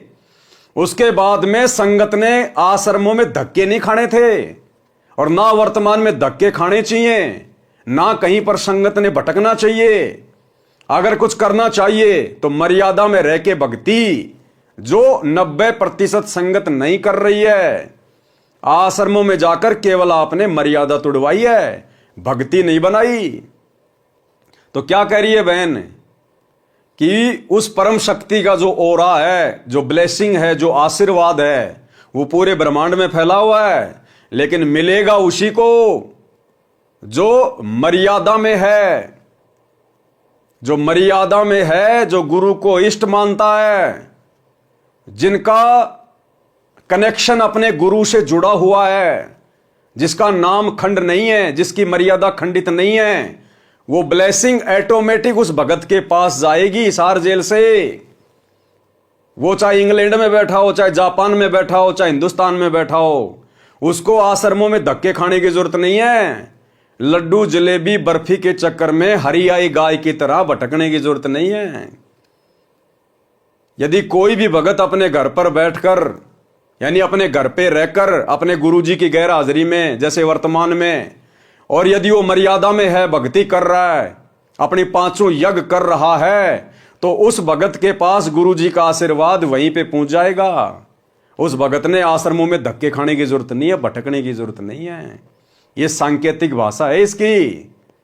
जगत वाले तो कहां समझेंगे, 90% भगत भाई बहन भी नहीं समझ रहे। और हम सत्सेवक समझ भी रहे हैं और महसूस भी कर रहे हैं, और परमात्मा का आशीर्वाद, वो ब्लेसिंग लगातार ले रहे हैं।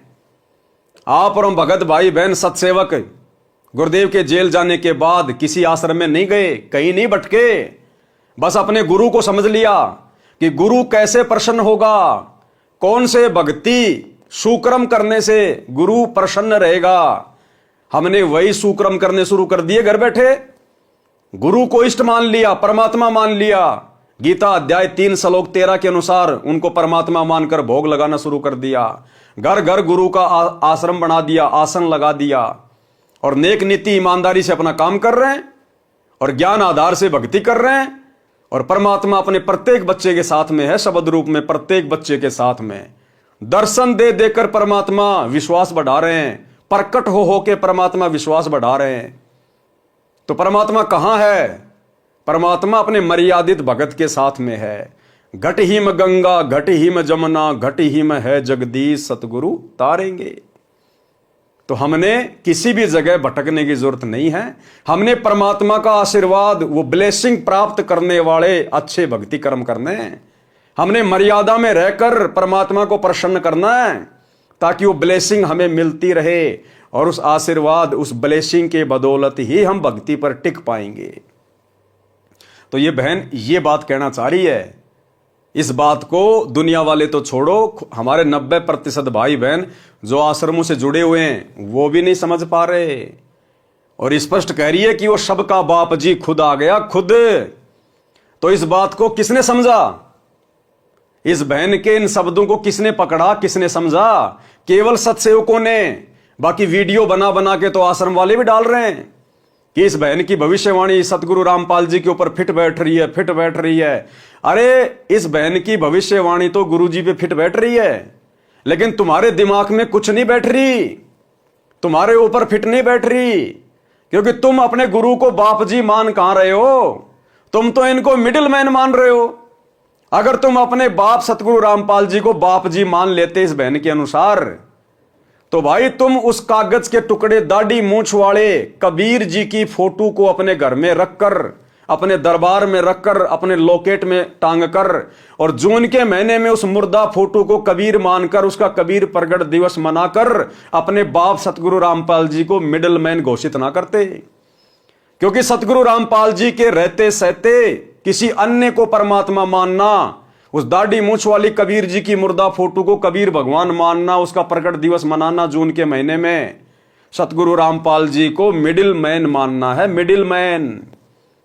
तो इस बहन की भविष्यवाणी तो फिट बैठ रही है, लेकिन आप आश्रम वाले भगत भाई बहनों के दिमाग में यह बात फिट नहीं बैठ रही कि सतगुरु रामपाल जी स्वयं बाप जी हैं। आज भी तुम लोग उनको मिडिल मैन ही मान रहे हो, मिडिल मैन। और जब तक जून के महीने में वो दाढ़ी मूंछ वाले नकली मुर्दा कबीर का प्रकट दिवस मनाते रहोगे, तब तक तुम्हारी नजरों में सतगुरु रामपाल जी मिडिल मैन ही रहेंगे। और आदरणीय गरीबदास जी ने मिडिल मैन को मानुष कहा है, मानुष। गुरु मानुष कर जानते ते नर कहिए अंध, ओहे दुखी संसार में आ गए यम के फंद। तो भाई और बहनों, इस बहन के विचारों को केवल सत्सेवकों ने समझा है। ये बात कह रहे हैं कि देखिए घर से मत निकलिए। ऑरा जो है ना वो पूरी यूनिवर्स में, पूरे ब्रह्मांड में फैल चुका है। वो ऑरा जो है, वो ब्लेसिंग जिसके पास जाएगी ना, वो इंसान जहां भी है, अपने घर में एक बंद कमरे में भी बैठा होगा ना, वो आशीर्वाद उसका वहां तक चला जाएगा। उसके लिए उसको चल के आने की किसी घाट में जरूरत नहीं है। ये मतलब इस सत्य को जितनी जल्दी हो सकता है, मैं तो आम जनता के लिए कहूंगी, क्योंकि आम जनता भोली भाली होती है। वो ऐसे गुरुओं के चक्कर में लोग जो कहानियां सुनाते हैं उनमें उन लोग बह बह के ये सब रास्ते अपना लेते हैं। भाई आम जनता को यही कहूंगी, अपने अपने घर में बैठो, बाहर मत निकलिए। इस वक्त बहुत ही हालात जो है वो बहुत खराब, और हो सकता है इससे भी हाँ, इससे भी। अच्छा, आप इसको एक मिनट, यहाँ पर मैं एक चीज कहना है, इसको ये समझ लीजिए, ये मत समझिएगा कि एक छोटी सी घटना कुंभ में हुई और ऐसे ऐसे करके कुछ लोग मर गए। आपको क्या पता कितने लोग मरे नहीं मरे ना, क्या पता आप लोगों को दिखाए ना। ये आप लोगों के लिए एक मैसेज है कि इससे भी बड़ी घटना मतलब हो सकती है, जहां पर मतलब इतनी भीड़ में मतलब ज्यादा संख्या में मतलब लोगों की जान जा सकती है। ये तो परमात्मा ने एक इशारा, छोटा सा इशारा किया है। ये संकेत दुनिया वालों के लिए नहीं है, ध्यान रखना। ये दुनिया तो मरती आई है, मर रही है, और आगे भी ऐसे मरेगी। परमात्मा अगर किसी आत्मा में प्रेरणा करके कोई संदेशा दिलवाते हैं तो अपने पंथ के लोगों के लिए दिलवाते हैं। ये इस बहन का संकेत इन आश्रमों की तरफ है, इन आश्रमों की तरफ जहां पर समागमों में भीड़ इकट्ठा हो रही है। और 2018 में परमात्मा ने एक छोटा सा ट्रेलर भी दिखा दिया था। 2018 रोहतक का पशु मेला ग्राउंड, 10-12 लाख भगत इकट्ठे कर दिए गए सतलोक आश्रम मैनेजमेंट हरियाणा के द्वारा। और किस प्रकार से आंधी तूफान आया, बारिश आई, सारी व्यवस्था अस्त व्यस्त। ये तो शुक्र मनाओ कि परमात्मा की शरण में हो, वरना सैकड़ों की संख्या में वहां पर भगत भाई बहन भीड़ में दब दब के मरते। जिस प्रकार कुंभ के मेले में कई ट्रक लोगों के कपड़ों और चप्पलों के भर के बाहर फेंके गए ना, उस समय 2018 में कबीर प्रकट दिवस पर पशु मेला ग्राउंड रोहतक में एक ट्रॉली भगतों की चप्पलों की, जूतों की भर के बाहर फेंकी गई थी। भगत भाई बहन, किसी का बैग रह गया, किसी के चप्पल रह गए, किसी के जूते रह गए, किसी का बच्चा रह गया, अपनी जान बचा के भागे थे। वहां सारी व्यवस्था बिगाड़ दी काल ने। नमस्कार। नमस्कार दोस्तों, सच समाचार में आपका स्वागत है। आज हम पहुंचे हैं रोहतक पशु मेला ग्राउंड में, जहां पर कबीर प्रकट दिवस बहुत जोरों शोरों से मनाया जा रहा है। आपको बता दें कि ये 622वां कबीर प्रकट दिवस है, जो कि संत रामपाल जी द्वारा इस ग्राउंड में बहुत ही विशाल तरीके से मनाया जाता है। आप देख सकते हैं कि ये भंडार घर में सेवादार चाय वितरण कर रहे हैं और लाखों की तादाद में यहाँ भगत जन आने का जो है कि बताया जा रहा है। और ये देख सकते हैं कि आप सब्जियाँ आ चुकी हैं और सेवादार किस तरह लगे हुए हैं। लगभग 10,000 सेवादार ऑलरेडी पहुँच चुके हैं और इस बार टेंट की व्यवस्था बहुत ही ज़बरदस्त है। और देखिए, आप देख सकते हैं कि किस तरह हैवी टेंट है और सब सेवादार देखो सेवा कर रहे हैं। लेकिन होता क्या है कि अचानक तूफान आ जाता है। आप देख सकते हैं कि सेवा करते हुए तूफान तेज़ी से आगे बढ़ रहा है और अपना प्रचंड रूप धारण कर रहा है। आपको बता दें कि 28 जून के भंडारे में भी इस तरह विशाल तूफान आया था और बारिश हुई थी। लेकिन इस बार भी देख सकते हैं आप कि कितना भयंकर तूफान। देखिए कैसे भगत जन तूफान में दौड़ रहे हैं। आप देख सकते हैं कि देखिए बहुत ही तेज गति से तूफान है। कैसे टेंट उड़ जा रहे हैं और सारे भगत जन शेड के नीचे आ रहे हैं। बच्चे दौड़ रहे हैं, आप देख सकते हैं इस वीडियो में। लेकिन जो हैवी शेड है उसमें कोई परिवर्तन नहीं। हालांकि इसकी व्यवस्था में कोई दिक्कत नहीं आई है, जो कि संत रामपाल जी महाराज जी ने इस बार व्यवस्था बहुत ज़बरदस्त करवाई है। देख सकते हैं कि कितना भयंकर तूफान, जो कि शेड को ले उड़ने की ताकत रखता था। लेकिन इस बार शेड बताया जा रहा है कि बहुत ही ज़बरदस्त तरीके से बनाए गए हैं। भगत जन शेड के नीचे सुरक्षित खड़े हैं और देखिए कैसे भगत भाग रहे हैं। आप देख सकते हैं कि तूफान की गति बहुत ही तीव्र है और इसके बाद ही बारिश स्टार्ट होती है। आप देख सकते हैं किस तरह तेजी से बारिश पड़ रही है। तो इस बहन का संकेत आने वाले दिनों में इन शतलोक आश्रमों के ऊपर है कि भैया भीड़ करने से बचो। तुम्हें सतगुरु ने आत्मज्ञान करवा दिया, परमात्म ज्ञान करवा दिया। घर बैठ के भक्ति क्यों नहीं करते? बकवाद करते हुए क्यों फिर रहे हो? जब तुम्हारा गुरु आश्रम में नहीं है तो आश्रम में तुम्हें मिलेगा क्या? ये सत्संग तो तुम अपने घर पे भी सुन सकते हो, ये भंडारा तो तुम अपने घर पे भी कर सकते हो। फिर बकवाद करने के लिए क्यों भटक रहे हो गुरु की गैर हाजिरी में? तो आने वाले दिनों में यह संकेत है, अगर ये संगत नहीं सुधरी और इसी प्रकार से भीड़ करती रही तो भैया कोई भी अनहोनी घटना घटित हो सकती है।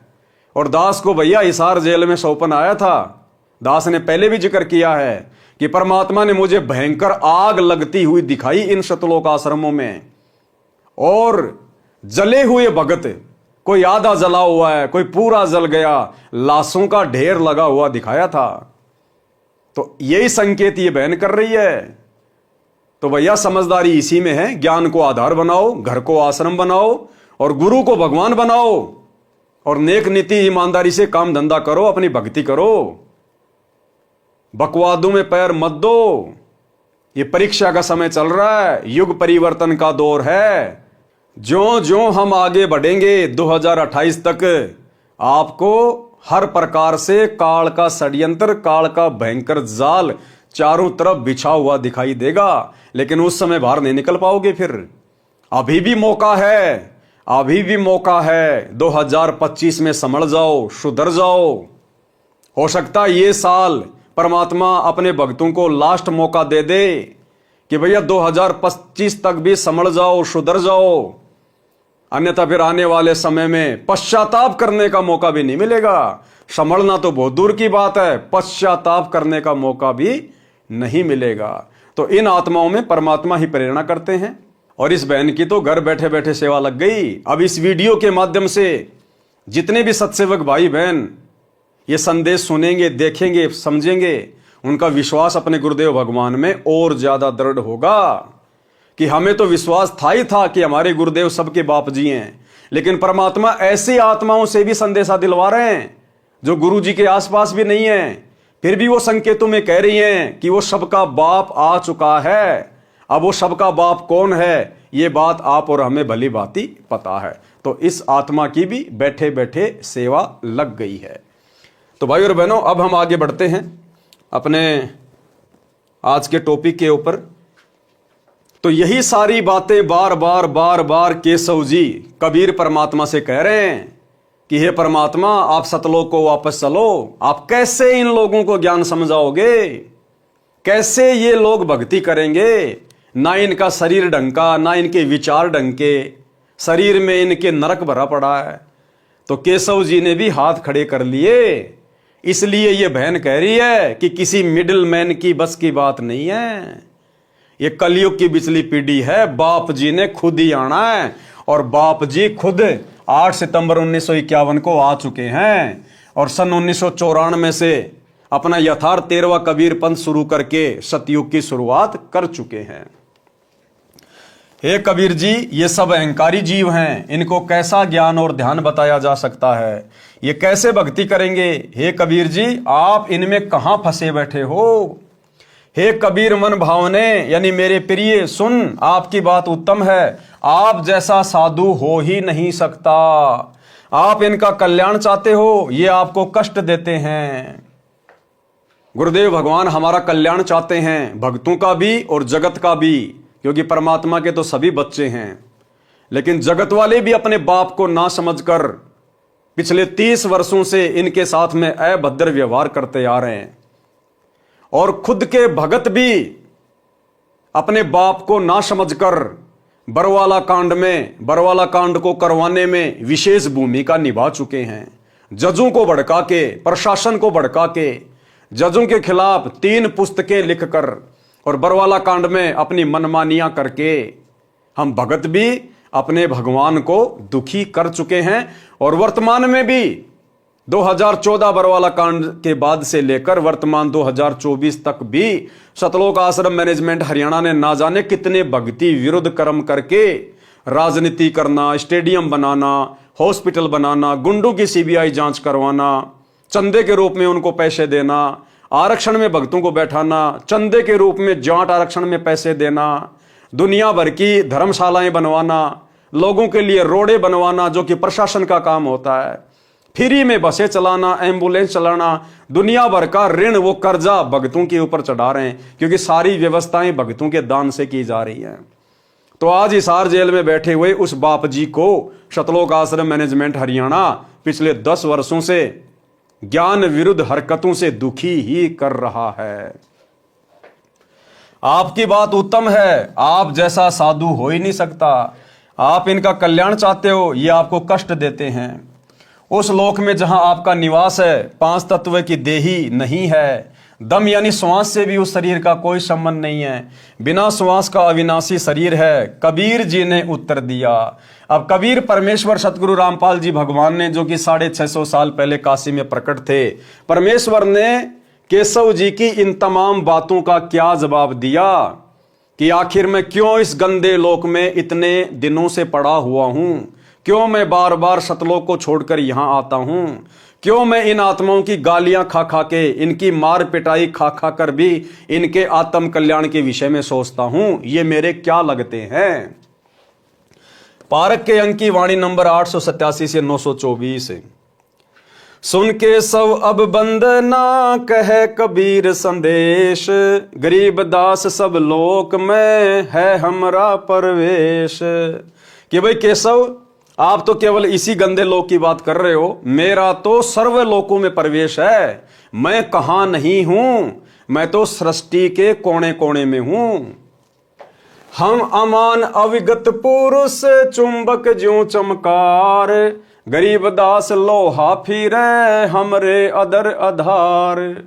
लोहे रूपी देह चुंबक रूपी प्राण, गरीब दास दो से बगल शब्दातीत यमान।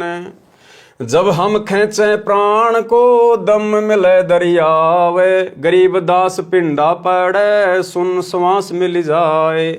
सुन हमारा रूप है हम हैं सुन से न्यारे, गरीब दास उस प्राण को हम ही जोवन हार। हम जो वे हम एचे ही यो सब ख्याल हमार, गरीबदास अविगत अदल फजल फूल दीदार। फूल रूप सब प्राण है, फूल फूल में गंध, गरीबदास मम महल की मैं ही जानत सिंध। पिंड पेड़ जीव बीज है, पिंड बीज से होत, गरीबदास जाने नहीं माता दूजत सोत। बालक पीव अति अघाय, माता दूधी धेन, गरीबदास उस नरक में कहा रतन सुरसैन। हाड़ चाम की दे में दूध रतन सरबंत, गरीबदास उस पिंड में ऐसे है भगवंत। थन दूधी को पकड़ कर जय कोई देखे दूध, गरीबदास उस पिंड में हाड़ चाम और गूद। हमरे ही उणियार है हमरा सिरजनहार, गरीबदास विधि वेद सुन उदर मुक्ति द्वार। तन के अंदर मन बस मन में दिल दरियाव, गरीबदास उस लहर से न्यारा है प्रभाव। चित के बीच चबूतरा तहाँ वहाँ रहन हमारे, गरीबदास उस महल में दूजा नहीं लगार। हृदय की खिड़की खुले एनक मध्य अनूप, गरीबदास घट घट बस रहे गगन जलकूप। जल से गगन ने भीजी है नहीं सुकावे धूप, गरीबदास मम देश यों सुन से न्यारा रूप।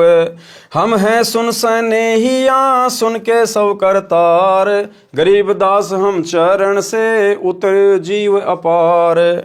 जुग 70 हम ज्ञान दे जीव न समझा एक, गरीबदास घर घर फिरे धरे कबीरा भेख। 70 युग सेवन किए किने न बूझी बात, गरीबदास मैं समझावत हूँ मोहे लगावे लात। कल्प कोटि जुग बीतिया हम आए हर बेर, देखो क्या कह रहे परमात्मा केशव से, कल्प कोटि युग बीतिया हम आए हर बेर, यानी हर बार इस पृथ्वी पर हम ही आए हैं, कोई अवतार नहीं आया, किसी को भेजा नहीं है सतलोक से। कल्प कोटि युग बीतिया हम आए हर बेर, यानी हर बार हम खुद ही आए हैं। तो अब की बार क्या किसी को भेजेंगे क्या? अब की बार भी परमात्मा स्वयं ही आए हैं। कल्प कोटि युग बीतिया हम आए हर बेर, गरीबदास के सब सुनो दिन भक्ति की टेर। स्वर्ग मृत्यु पाताल में हम बैठे कई बार, गरीबदास घर घर सीजा मार मार कह मार। हमरी जाति अपूर्वी पूर्व रहनी हमारे, गरीबदास कैसे जुड़े पश्चिम के कातार। हम है पूर्व ठेठ के उतरे ओगट घाट, गरीबदास जीव दक्षिण के यो नहीं मिलती साट। हम पूरब के पूर्वी उत्तर देश उतरंत, गरीबदास जीव दक्षिण के यो नहीं संगी चलंत। जिन हमरी सीख लई काटो यम जंजीर, गरीबदास के सब सुने ऐसे कहें कबीर। अब क्या कहते हैं कबीर परमात्मा कि जब जब मैं इस धरती पर आता हूं और जो ज्ञान बताता हूं, मर्यादा बताता हूं, और जिन जिन आत्माओं ने मेरे से शिक्षा लेकर मेरी मर्यादा निभाई है, आजीवन भक्ति पे लगे रहे हैं, कहते हैं मैं उन सब की काल की जंजीरें काट देता हूं। जिन हमरी सीख लई काटो यम जंजीर, गरीबदास के सब सुने ऐसे कहें कबीर। फिर बाजी बिदना रचे वह नहीं जीव आवंत, गरीबदास सतलोक में अमर पटा पावंत। अनंत कोटि बाजी तहाँ रचे सकल ब्रह्मांड, गरीबदास मैं क्या करूं काल करत जीव खंड। अब परमात्मा कहते हैं भैया मैं तो सबको ज्ञान देता हूं, सबको समझाता हूं, सबके भले की सोचता हूं, लेकिन मेरा और इस काल का एक एग्रीमेंट हो रखा है। जब मैं प्रथम बार यहां पर आया था काल की तपतशिला पर, तो काल ने मेरे से वचन लिया था कि परमात्मा आप नीचे जाओगे, सबको ज्ञान दोगे, सतलोक लेके जाओगे, तो फिर मेरा पेट कैसे भरेगा? तो काल ने परमात्मा से वचन लिया था कि परमेश्वर, आप केवल उन्हीं आत्माओं को सतलोक लेके जाना जो आपके इतने प्रयत्न, इतने संघर्ष के बाद, इतने सत्संग करने के बाद जो आपके ज्ञान पर दृढ़ रहे, जो आपकी शिक्षाओं पर चले, आपकी आज्ञा में चले, जो आपकी मर्यादाओं में चले। केवल उन्हीं आत्माओं को, उन्हीं जीवों को आप सतलोक में लेके जाना, बाकी को मेरे लिए यहीं छोड़ देना। तो भाई और बहनों, अभी तक तो केवल साथ संगति से जुड़े हुए भगत भाई बहनों का सौभाग्य है जो हम परमेश्वर की प्रत्येक मर्यादाओं को फॉलो करते हुए, ज्ञान आधार से भक्ति करते हुए परमेश्वर के संग चलने को तैयार हो रहे हैं। बाकी सतलोक आश्रमों से जुड़े हुए भाई बहन वर्तमान समय 2024 तक पूरी तरह से खंडित हैं, परमेश्वर की हर प्रकार की मर्यादाओं को तोड़ के बैठे हैं।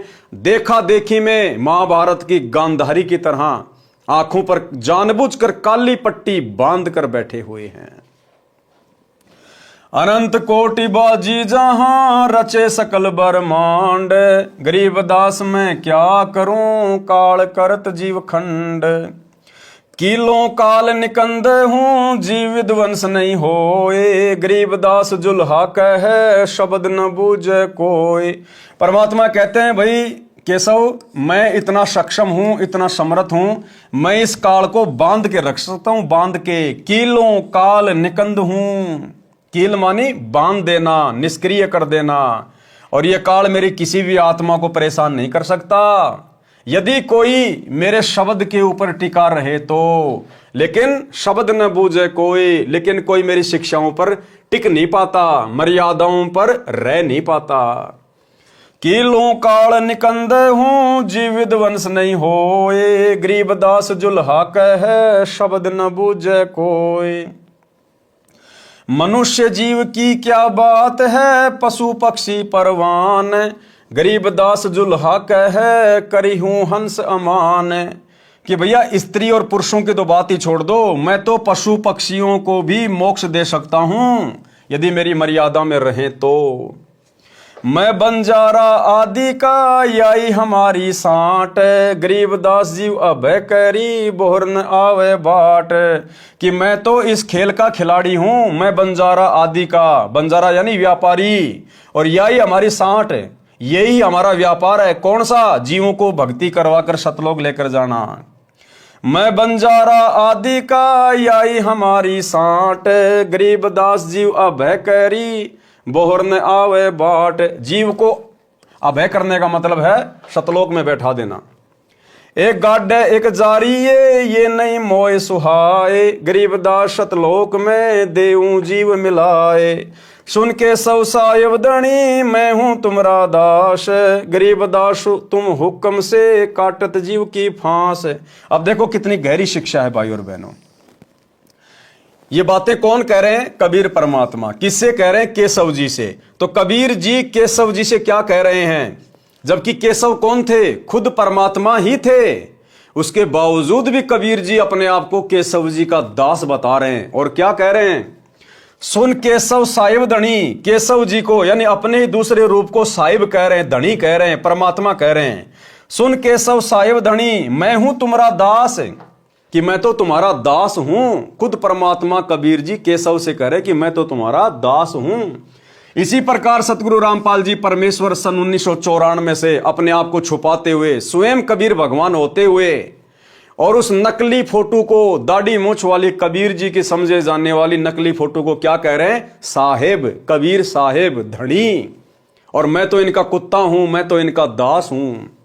तो भाई और बहनों, हमें समझ जाना चाहिए ये संदेश, ये पुस्तकों में संकेत परमात्मा ने क्यों किए, किस लिए किए, कि ये परमात्मा तो काल के साथ किए गए एग्रीमेंट के अनुसार अपने आप को स्पष्ट रूप से भगवान नहीं कहेगा, अपने आप को कबीर का भेजा हुआ कुत्ता कहेगा, उसका दास कहेगा, उसका नौकर कहेगा, उसका गुलाम कहेगा।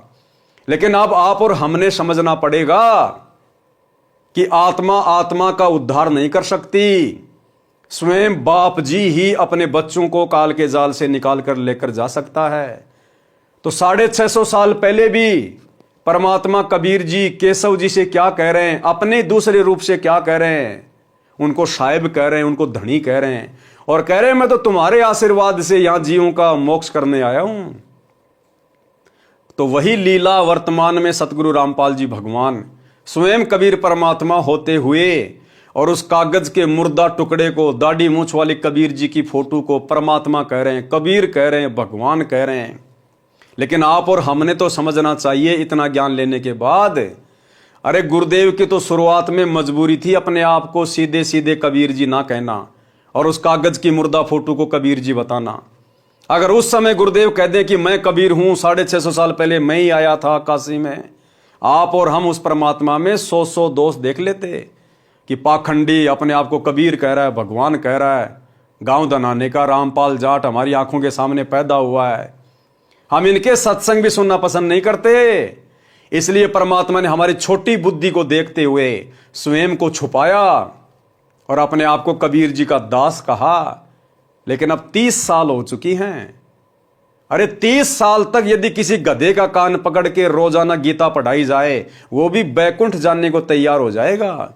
और हम भगत भाई बहन उस गधे से भी गए गुजरे, आज तक अपने भगवान को नहीं पहचान पाए, आज तक गुरु में परमात्मा नहीं देख पा रहे, फिर भला कैसे सतलोक जाएंगे। सुन के सब सायब दणी मैं हूं तुमरा दास, गरीब दास तुम हुक्म से काटत जीव की फांस। मुझ आजिज की कल्प सुनी तुम उतरे तत्काल, गरीब दास जुल्हा कहे मग जीन्या पंथबाल। अब देखो आपको हर प्रकार के संकेत मिलेंगे यहां पर, हर प्रकार के संकेत। अब खुद कबीर परमात्मा अपने दूसरे रूप केशव जी से क्या कह रहे हैं, मुझ आजिज की कल्प सुनी कि हे केशव जी, आपने मुझ दास की प्रार्थना सुनी, अर्ज सुनी, अरदास सुनी और क्या किया, तुम उतरे तत्काल और तुम सतलोक से तत्काल नीचे उतरे हो। गरीब दास जुल्हा कहे मम झीना पंथबाल। क्या कह रहे हैं कबीर परमात्मा? केशव कौन था? खुद कबीर भगवान ही था ना। और दूसरा रूप जो सतलोक से सामान लेके आया था केशव जी का, खुद कबीर भगवान ही था ना। फिर भी कबीर जी अपने ही दूसरे रूप से केशव जी से क्या कह रहे हैं कि आप साए वो धनी हो, आप मेरी अर्ज पर, मेरी प्रार्थना पर ऊपर से तुरंत नीचे उतरे हो। और दास यही बातें आप भाई बहनों को लगातार बोलता आया है कि 1997 में परमात्मा सतगुरु रामपाल जी भगवान जिस कबीर भगवान के आने की बात कहते हैं बार बार कि 1997 में मार्च के महीने में दिन के 10 बजे मुझ रामपाल दास को कबीर परमात्मा जिंदा महात्मा के रूप में मिले, मेरे को सार नाम का आदेश दिया और कुछ ही देर बाद अंतर ध्यान हो गए। और दास बार बार क्या कहता भाई बहनों को कि इस कबीर भगवान सतगुरु रामपाल जी को भला दूसरा परमात्मा कौन मिलेगा? ये खुद ही खुद को मिलता है, इसको कोई और भगवान ऊपर से आके नहीं मिल सकता, क्योंकि इनके अलावा इधर उधर ऊपर नीचे दाएं बाएं यहां वहां और कोई भगवान नहीं है। ये तो लीला करते हैं, अपने आप को छुपाते हैं, क्योंकि परमात्मा ने उस वाणी को सत्य सिद्ध करना था जो 1997 के विषय में बोली गई थी कि जब आवे 5505 तब ये वचन मेरा होगा साचा, 5000 और 500 जब कलयुग बीत जाए, महापुरुष फरमान तब जग तारण को आए। तो ये वाणी 1997 में पूरी होती है, क्योंकि सन 1997 में कलयुग के 5505 वर्ष पूरे हो जाते हैं। इस वाणी को सत्य साबित करने के लिए परमात्मा ने इस प्रकार की लीला की और कहा कि मार्च 1997 में दिन के 10 बजे मुझ रामपाल दास को कबीर भगवान ऊपर से जिंदा बाबा के रूप में मिले, जबकि आपको इस बात का कहीं कोई प्रमाण नहीं मिलेगा। तो भाई और बहनों, प्रत्येक बातें जो साध संगति में आप लोगों को बताई जाती हैं ये उआबाई नहीं है, गुरुदेव भगवान के विशेष आशीर्वाद और उनकी प्रेरणा से ही बताई जाती है। यही लीला परमात्मा ने वहां करी।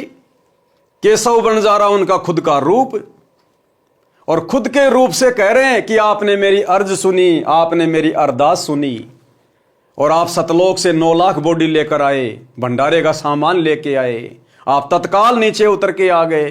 कौन आया तत्काल नीचे उतर के? अपने दूसरे रूप में खुद कबीर भगवान ही तो थे। तो यही लीला परमात्मा अपने आप को छुपाते हुए वर्तमान में कर रहे हैं। मुझ आजिज की कल्प सुनी तुम उतरे तत्काल, गरीब दास जुल्हा कहे ममझी ना पंथ बाल। 9 लख बोडी उतरी के सब कसत करंत, गरीब दास मम कारणे भक्ति स्वरूप भगवंत। सुन स्वामी साहेब धणी करहूं अर्ज अनेक, गरीब दास जुल्हा कहे पूर्ण कीने भेष। कामधेनु कल वृक्ष तू मैं एक तुमरा फूल, गरीब दास के शवधनी सदा संग मखमूल। अब बताओ केशव जी को कितनी महिमा दे रहे हैं कबीर परमात्मा कि तुम तो स्वयं कामधेनु की तरह हो, तुम तो कल्प वृक्ष की तरह हो, और मैं तो तुम्हारे सामने एक फूल की भांति हूं, जो आप 18 लाख लोगों के लिए भंडारा लेके आ गए, जबकि सारा काम कौन कर रहे थे बैठे बैठे? स्वयं धनी। तुमसे संगी संग है हमरे कछु ना चाहे, गरीब दास सतगुरु धैणी उतरे माल भराए। पूर्ण ब्रह्म कृपा निधान सुन के सौ करतार, गरीब दास मुझ दीन की रखियो बहुत संवार। अब बताओ, खुद कबीर परमात्मा सारी सृष्टि का मालिक और अपने दूसरे रूप केशव को कह रहा है कि आप मेरी संभाल रखना, आप मेरा ध्यान रखना, आप तो सारी सृष्टि के मालिक हो, कृपया निधान हो, और गरीब दास मुझ दीन की रखियो बहुत संभाल। खुद भगवान अपने दूसरे रूप से कह रहे हैं कि आप मुझे संभालते रहना समय समय पे।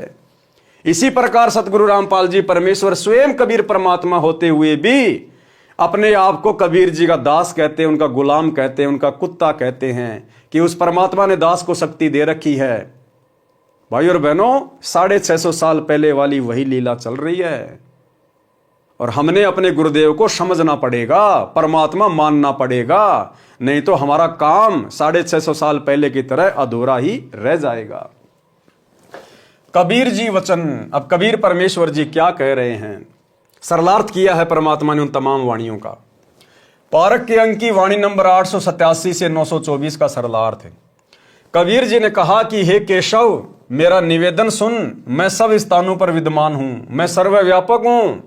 जैसे गऊ बच्चे को जन्म देती है, गाय के शरीर में रुधिर भी है यानी खून भी है, गोबर पेशाब भी है, मांस भी है, हड्डियां भी हैं, उसी शरीर में बच्चे के लिए दूध भी बन गया है। इसी प्रकार सत्य साधना करने से इसी रुधिर व मल भरे मानव शरीर में परमात्मा भी प्रकट हो जाता है, भक्ति की शक्ति बन जाती है, जीव का मोक्ष हो जाता है। बच्चे के जन्म से पहले यदि गाय या भैंस के थन को चीर फाड़ कर देखें तो दूध नहीं मिलेगा, मांस व रक्त मिलेगा। बच्चा उत्पन्न होने के पश्चात दूध की बाल्टी भर देती है। हे केशव, अपना सृजनहार अपने उनियार जैसा है, यानी मानव स्वरूप है। ये सब वार्ता मानव को समझाने के लिए है।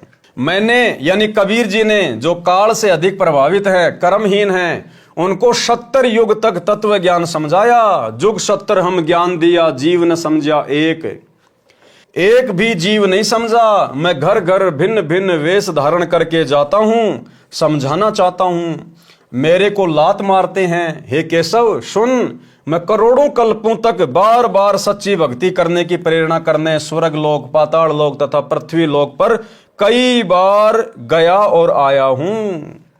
ये जीव मेरे पीछे पड़ जाते हैं, कहते हैं कि ये झूठा ज्ञान कहता है, इसको मारो मारो। 2006 का क्रोथा कांड, 2014 का बरवाला कांड, वर्तमान में हिसार जेल में बैठे हुए, और 2000 से पहले सन 1994 से 2000 तक गांव गांव जाकर परमात्मा सत्संग करते थे, जीवों को समझाया करते थे। लोग गालियां निकाला करते थे, लोग जो है पत्थर मारा करते थे, बदसलूकियां किया करते थे कि ये हमारे देवी देवताओं को कमजोर बता रहा है, देवी देवताओं की भक्ति छुड़वाता है, इनको छोटा बताता है। भाई और बहनों, सेम वही लीला वर्तमान में चल रही है। हम पूर्व के यानी ऊपर सतलोक के रहने वाले हैं, जीव पश्चिम के हैं, इसलिए बोली मिलती नहीं है। परमात्मा हमें समझाना चाहते हैं, गुरुदेव कह रहे हैं कि हम तो पूर्व देश के हैं यानी सतलोक के हैं, और ये जो जीव हैं 21 ब्रह्मांड के प्राणी, ये हैं पश्चिम के, और पूर्व और पश्चिम वालों की आपस में भाषा मिलती नहीं है। जैसे विश्व के मानचित्र में जो पूर्व में देश हैं, जैसे अमेरिका है, इंग्लैंड है, ब्रिटेन है, ये हैं, और जो पश्चिम दिशा है उसमें हमारा ये भारत देश आता है। तो अमेरिका की भाषा में, यानी जो पूर्व में देश हैं उनकी भाषा में, उनके व्यवहार में, उनकी संस्कृति में, और हमारा जो भारत देश है जो पश्चिम में है, यहाँ की भाषा में, यहाँ के लोगों के आचार विचार व्यवहार में, संस्कृति में रात दिन का अंतर है। वो हिंदी नहीं जानते, हम लोग अंग्रेजी नहीं जानते। इसी प्रकार परमात्मा कहते हैं कि मैं तो पूर्व देश का रहने वाला हूं, सतलोक का रहने वाला हूं, और ये हैं पश्चिम के। इसलिए ये मेरे तत्व ज्ञान को इतनी जल्दी और इतनी आसानी से समझ नहीं पा रहे हैं, जिस कारण से ये मेरा विरोध करते हैं। हम पूर्व के यानी ऊपर सतलोक के रहने वाले हैं, जीव पश्चिम के हैं, इसलिए बोली मिलती नहीं है। पश्चिम यानी काललोक के निवासी हैं, यानी हमारे ज्ञान को समझ नहीं पाते। इनको काललोक का लोकवेद पढ़ा रखा है। मेरी कोशिश है कि इनको नरक से निकालूं। जिन्होंने हमारी शिक्षा यानी उपदेश मान ली, दीक्षा ले ली, उनके जम जंजीर काल के लोक के पाप कर्मों के बंधन को समाप्त कर देता हूं। इस बात को केशव भी सुन रहा था तथा प्रभावित हो रहा था। कबीर जी ने कहा कि वे मेरी शरण वाले सत्य भक्ति करके सतलोक में चले जाते हैं, वहां पर अमर पट्टा यानी अमर पद प्राप्त करते हैं। वे कभी जन्म मृत्यु के चक्कर में नहीं गिरते। मैंने यानी कबीर जी ने अनंत करोड़ दुनिया बनाई है, अनंत करोड़ ब्रह्मांड बनाए हैं। मैं इतना सक्षम हूं, परंतु काल जीव का नाम खंड करवाकर मेरे से दूर कर देता है। बताओ मैं क्या करूं? मैं काल को कील दूं यानी बांध दूं, किसी भी जीव को कष्ट नहीं होगा, सब सतलोक में चले जाएंगे, परंतु मेरे ज्ञान को कोई नहीं मानता, न सुनता है। कबीर जुलाहा ये कह रहा है कि मानव की तो बात ही क्या, पशु पक्षियों को भी सुखी कर दूं। मैं तो सदा का बंजारा यानी व्यापारी हूं। मेरी यही सांठ यानी सौदागरी है कि जीवों को सच्चा ज्ञान, सच्चा नाम बताकर, भक्ति करवाकर, काल ब्रह्म का हिसाब करवाकर, जीव को मुक्त करवाकर सतलोक ले जाऊं। वे जीव पुनः काल के जाल में नहीं आते। उन जीवों को अमर कर देता हूं जो भिन्न भिन्न धर्म बनाकर काल ने आपस में लड़ा रखे हैं, भिन्न भिन्न रीति रिवाज बना रखे हैं। हिंदू मुर्दे को जलाता है, मुसलमान इसे बुरा मानते हैं, वे जमीन में गाड़ते हैं। मुझे ये अच्छा नहीं लगता। मैं चाहता हूं कि ये तत्व ज्ञान समझें, एक हो जाएं, सत्य साधना करें, सतलोक जाएं, सदा सुखी रहें। डबल रोल करके कबीर जी ने कहा कि हे केशव, हे मालिक, मैं तो आपका दास हूं। डबल रोल करके क्या कहा केशव से कि हे मालिक, मैं तो आपका दास हूं, आपका नौकर हूं। अब सतगुरु रामपाल जी भगवान भी तो उस कागज की मुर्दा डाढ़ी मूंछ वाली कबीर जी की फोटो के आगे हाथ जोड़ के यही कहते हैं कि हे परमात्मा, मैं तो आपका दास हूं, आपका नौकर हूं। तो क्या वो कबीर जी केशव जी के दास थे? क्या नौकर थे? आप और हमें पता है ना, नहीं थे। इसी प्रकार सतगुरु रामपाल जी भगवान ये बापों के बाप हैं, स्वयं कबीर भगवान है। आप और हमें भक्ति समझाने के लिए परमात्मा एक प्रकार से दास की भूमिका कर रहे हैं। डबल रोल करके कबीर जी ने कहा कि हे केशव, हे मालिक, मैं तो आपका दास हूं, आपकी आज्ञा से जीवों के कर्म बंधन काटता हूं। मुझ आजिज की पुकार सुनकर आप तत्काल सहयोग के लिए उतरे हो, 9 लाख बॉडी लेकर आए हो, मेरी लाज रखी है। आपके कारण भगवान की सच्ची भक्ति प्रारंभ होती है। हे केशव साहिब धनी, मैं आपका धन्यवाद करता हूं कि आपने सब पंथों के साधुओं को पूर्ण रूप से तृप्त किया है। आप तो कामधेनु यानी मनोकामना व सब प्रकार के खाद्य पदार्थ देने वाली देवताओं की गाय के समान हो। मैं आपका छोटा सा फूल यानी बच्चा हूं। अब बताओ, खुद भगवान अपने दूसरे रूप को केशव को कह रहा है, मैं तो आपका बच्चा हूं। अब यही भूमिका तो वर्तमान में उस दाढ़ी मूंछ वाली फोटो के सामने स्वयं सारी सृष्टि का मालिक कह रहा है, निभा रहा है कि मैं तो कबीर जी का दास हूं, कबीर जी का नौकर हूं।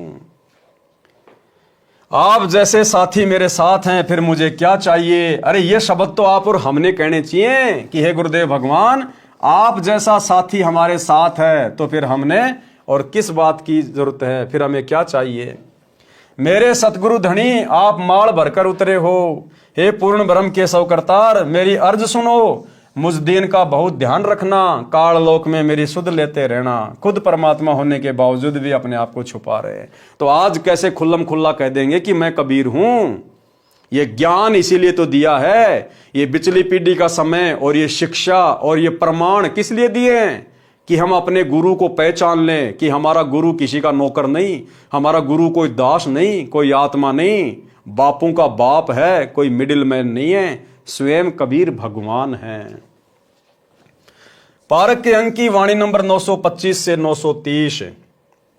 सुन कबीर के सौ कहें जो कुछ करो सो कीन, गरीबदास मुख्तार तुम दीन बेदीन।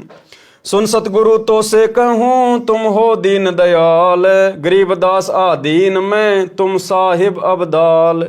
अनंत कोटि ब्रह्मांड को त्यारत लगे न बार, गरीबदास के शौक हैं तुम ही दारमदार।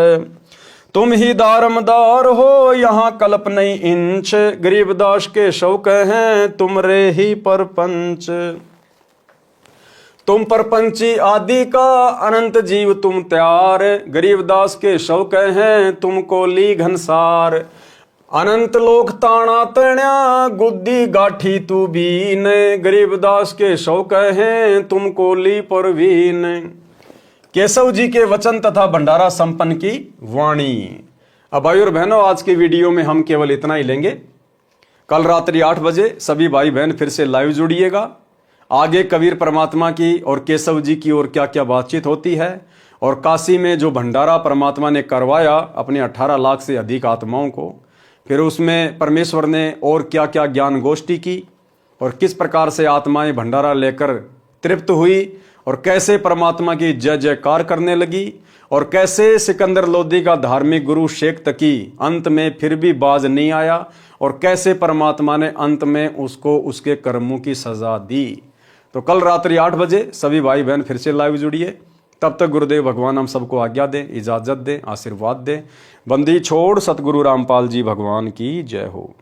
भाई जो गुरु बचन पे डट के, कट गे फंद 84 के, कट गे फंद 84 के, कट गे फंद 84 के। भाई जो गुरु बचन पे डट के, कट